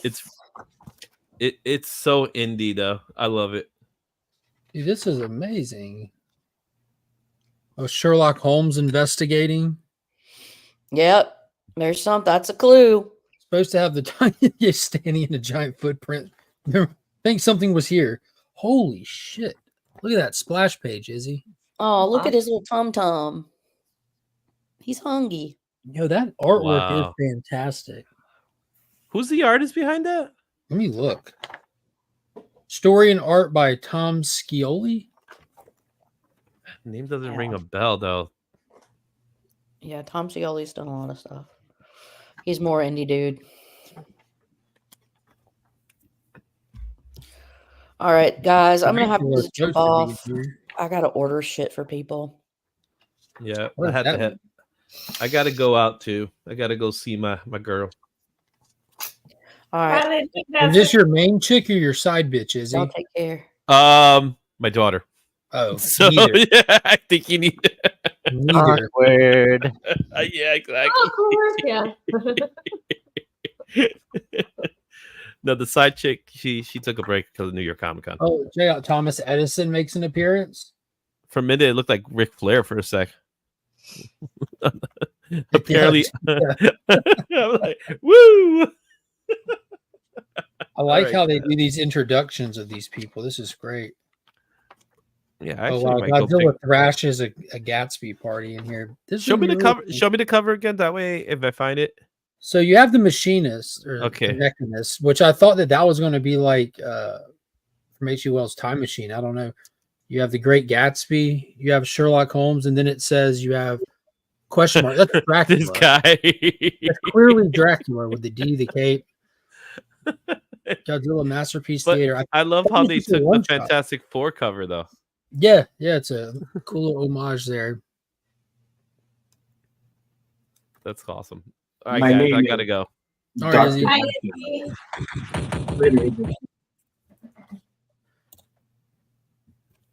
The Gatsby party getting wrecked by Godzilla feels so random. Yeah, the whole book seemed random going through it. It's wild though. I don't know. Tom Scioli, Godzilla's Monsterpiece Theater. Yeah, very, very random whole thing. It doesn't have Doug Jones as Abe Sapien. It's hot garbage. Mark is such a childlike amusement for John. Yeah, absolutely. That's why we're friends, Cliff. You're like 7-8 feet tall. What? He says I have an amusement for giant monsters. Okay, got it. I don't know if you've seen Cliff. He's like 7.5 feet tall. No, I never met him in person. That's me rounding down. Ah, Kyle, what have you been doing? I hadn't seen you in a while. organizing comics. Did you ever ship those books out? Yeah. Might seem like a long time ago to you, but it seemed like yesterday for me. What are you talking about? You went through a hurricane. Yeah, I wasn't. That's what I'm saying. Trying to catch up on events is weird. Like I don't know what's happened in my absence. Jesus, man. If it wasn't for that hurricane, I might have had. I mentioned it earlier, but I might have had to continue watching Agatha. So there are some silver linings to it. Okay. But luckily, it took out the internet. I will say my love for Agatha got kind of soured with episode 4, which is kind of shitty. This is It's very copy pasta. What you got? Oh, it's rough with the screen, but you see like all of this over here. That's not bushes. That's all cut up trees and stuff just in front of people's houses. Same for that. Like everyone's yard just, and it, like this one's like, it's like taller than their house and stuff. It's hard to see because there's a screen on the window, but yeah, like it's still ravaged. It's hard to even drive around in a lot of neighborhoods. Well, yeah, it's gonna take months to like recover from that kind of stuff. Oh yeah, and a lot of people like the stuff that they're putting out at their house are not even putting it on the end of their yard. They're just putting it in the street, so it turns the road into like a 1-lane road or a half a lane road. Jeez. Oh, wow. Interesting stuff. It is interesting. What do you think about Colin Farrell's performance in The Penguin, Mark? She's asking you, Kyle. I'm asking you, Mark. I'm obviously not being addressed. It's Emmy award-winning performance. Yes, thank you. Yep. I think Sophia is the one who might end up with the award, though. Well, can't they both get one? Because don't they do like best male performer and best female performer? Supporting, I guess, yeah. I don't know. Best male lead actor and best. She is. Oh my! Every time I see her, I'm like, holy shit! She is acting so like I don't know. She's Amazing. mesmerizing. She's She's just captivating. You know. destroying the role. Yeah. Captivating is a good word. Yeah. I'll go with captivating. It's just like it's like an actual performance, and I'm loving the micro expressions. I'm loving everything. Yes. I love the look she does. I mean, she's so expressive with her eyes, intentionally. I feel, but it doesn't come off intentionally. You know what I mean? Like she's such a pro at it. It doesn't seem like she's standing there just being like waiting for the other person's line to finish. She's like engaged. I don't know. It's just it's a captivating performance. She's engaging with everything. Yeah. Love it. All right, now I'm just confused. Is Cliff a fire-breathing dragon? I think it depends on when and where you meet him at. Okay.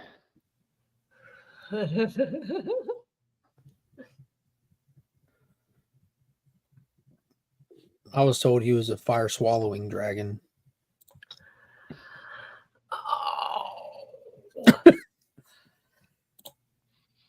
No comment. No comment. There was a little clip it. I guess it'd be like a special feature or whatever that they put out on the Penguin. You know, little things come out every week on social media, and the actress who plays Sophia, is that her? Kristen Leoty. She was talking about how it was wild being on set with Colin because she did like 90 hours with this guy, and at most 3 of them were with Colin and the rest were with the Penguin, which is like a totally transformative performance he's doing because of the prosthetics, the accent, the walk, everything. And she says her walk is amazing too. Yeah, she said like her mind is completely like if she hears Colin, all she can picture and think and hear is Penguin, just because of how much time and was spent with him in that portrayal and how into that character goes. That was really cool. He's awful convincing, you know. Thank you, Cliff. I'm not caught up. Has this the Reeves Batman universe tackled Condiment King yet? No. When are we going to get the gritty reboot we all want? Just some hot dog vendor that becomes a serial killer. There's so many good characters that are so campy that can just make for like actual good, like put a good actor with it and just full send. What would it look like if you tried to bring a character like Condiment King into a grounded take on Batman, like the Reeves verse? You know, I mean, Batman has a few quirky villains, but he also has some like hyper realistic villains that they would have to tone down. Like to do a Mr. Freeze, that like it couldn't be this guy who, I have to make a containment suit and that keeps me below Sub-Zero. Would he even have a freeze gun? Would he just be a serial killer that throws people like in like Silence of the Lambs style, but in like a freezer? There'd have to be some kind of depth to it. It would be a pretty standard killer with a gimmick that fans can say that's the attachment, like a hot dog vendor. I would say with how they did Kite Man in the DC animated. I thought Kite Man is like a gimmicky character, but like honestly, it's one of my favorite characters in the Harley Quinn show. So that's just my opinion. What were you saying, Ara? Oh, just you have Condiment King in jail because he intentionally let a whole bunch of Big Belly burgers go out with E. coli. What's going on, Coco? Did you hear that or no, Mark? The E. coli? No, my reference with Kite Man. No, I did not. I was talking to the wife. Okay. Kite Man in DC animated. Goofy character, really like developed, fleshed out character arc though. Which is refreshing that you can take a kooky character and make it like a crowd favorite. What would he look like in the Reeves verse, for example? Like, keep in mind, this is the Reeves verse where Batman doesn't even use his cape to glide. They actually put a glide wingsuit component in his suit to make it something that's like more grounded. Yeah. How would you ground Kite Man? His backstory is kind of like, even in the comics, you can sell itself like with his kid and all that stuff, like motives and everything. But Okay. what does Kite Man look like in the Reeves verse? I don't know. Like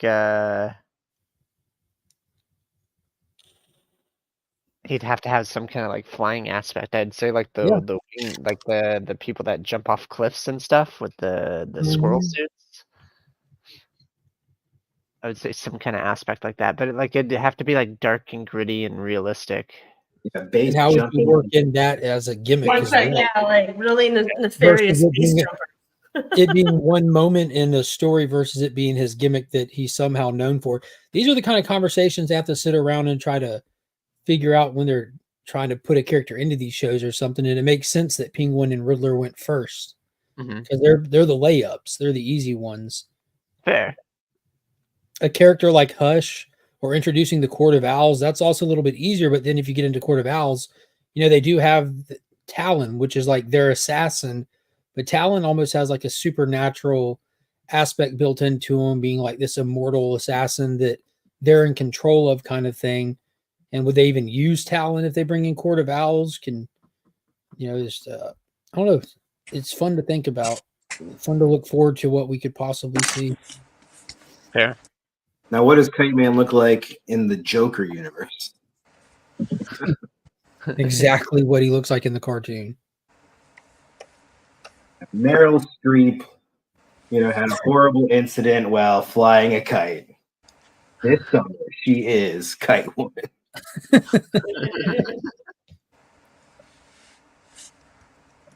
Was that Tortilla Man with the Arnold and Schwarzenegger impersonator? Tortilla Man. Tortilla Boy, little Tortilla Boy.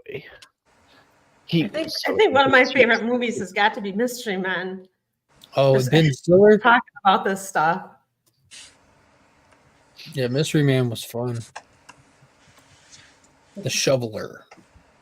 Oh, good. Freaking William H. Macy. Yes. Jean Garofalo was it? She was the bowler. The bowler. Had her dad's skull in her bowling ball. You said Boulder, and I was thinking Avatar. The Boulder is not impressed with. I've seen some other stupid, fake superhero show recently that had someone being the bowler, and they were just doing, that role worse. It was like a kid's version.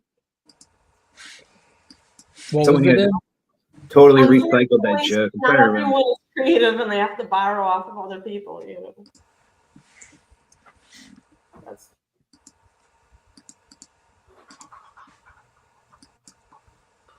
All right, well, I'm about to get ready to shut this down and figure out some food before I start my rounds to pick up children. Finn got his yellow belt last night. He passed his first karate testing over the weekend and did his first belt ceremony last night. That's awesome. That was awesome. We celebrated by going to the high-end gourmet dining place. You might have heard of it. It's called Applebee's. Oh. Yeah, I hope they're shutting those down soon, so get some. I love Applebee's. This one didn't look like it was shutting down soon. Jesus, that'd be terrible. Where else could I get riblets? Where would you? You might have to make your own soon. I don't even know what they're made out of. The Applebee's exclusive Mountain Dew. Ask them and see what they say. I'm afraid to. Mountain Dew for Applebee's. Yes, and it is delicious. Interesting. Oh, I never want to know where exotic food like riblets come from. I mean, there's a bunch of people in there eating a lot of riblets, and we don't really have a homeless problem here in this area. So I would think more about rats if I were you. Large rats. Riblets. Oh, they would have to ship these from NYC. Those riblets are pretty big. You heard it here, folks. Riblets solves homelessness. Yeah. New York City's supposed rats. Yeah, riblets are people. Soylent Green is people. How's it going, Ruby? Yeah, Ruben's been doing a lot of auctions here lately on IG. You can also see it on his YouTube channel, but he's doing a what do you call it? A charity auction. He kind of picks a picks a place every year and gets rid of some of the stuff and tries to put some good back out to the universe. So make sure y'all check it out. And also go check out some of his commission stuff. Dude's a fantastic artist. Aggressive is making me jealous of the Yu-Gi-Oh collection. It can be yours. It's on Haitians. Understand this Yu-Gi-Oh collection is going straight to a shop and being transformed into a different card collection. Yeah, unceremoniously. Yeah, so if you're interested, now's a great time to reach out. This is it. You said Applebee's is closing though? I think so. I think Applebee's and Chili's or something. Now I'll be heartbroken if Chili's closes. What? Oh, they're just closing down. Probably closing down a bunch. They're closing down 25 locations nationwide. It's Peter Principle. Time to duel. It's the parent company Dines Brands Global will be closing 25 stores nationwide. Peter Principle. And you can blame that on people not getting up and going out more often, I'm sure. T-Dub said Chili's isn't closing, they're kicking ass. Dude, I love Chili's. Like they got some of the, if you want to go out and get some just decent ribs, you know what I mean? They got like the ribs. That's the place. That and Ruby Tuesdays. It's okay to be wrong.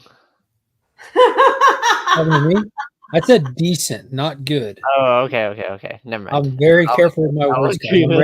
I'm ready to argue with you anytime you're ready, buddy. Not really.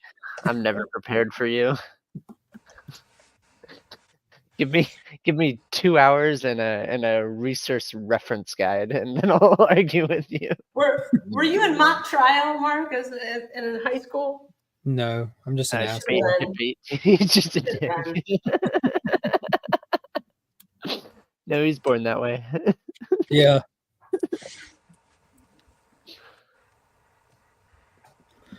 All right. Well, I hope y'all have a good day. Don't forget, In the Mix returns tonight, which I'm looking forward to hanging out with Du Bois with a Z. And yeah. Du Boise, Idaho. But y'all take it easy. Appreciate everybody coming and watching. And until next time, peace. Hey, I guess Dendel.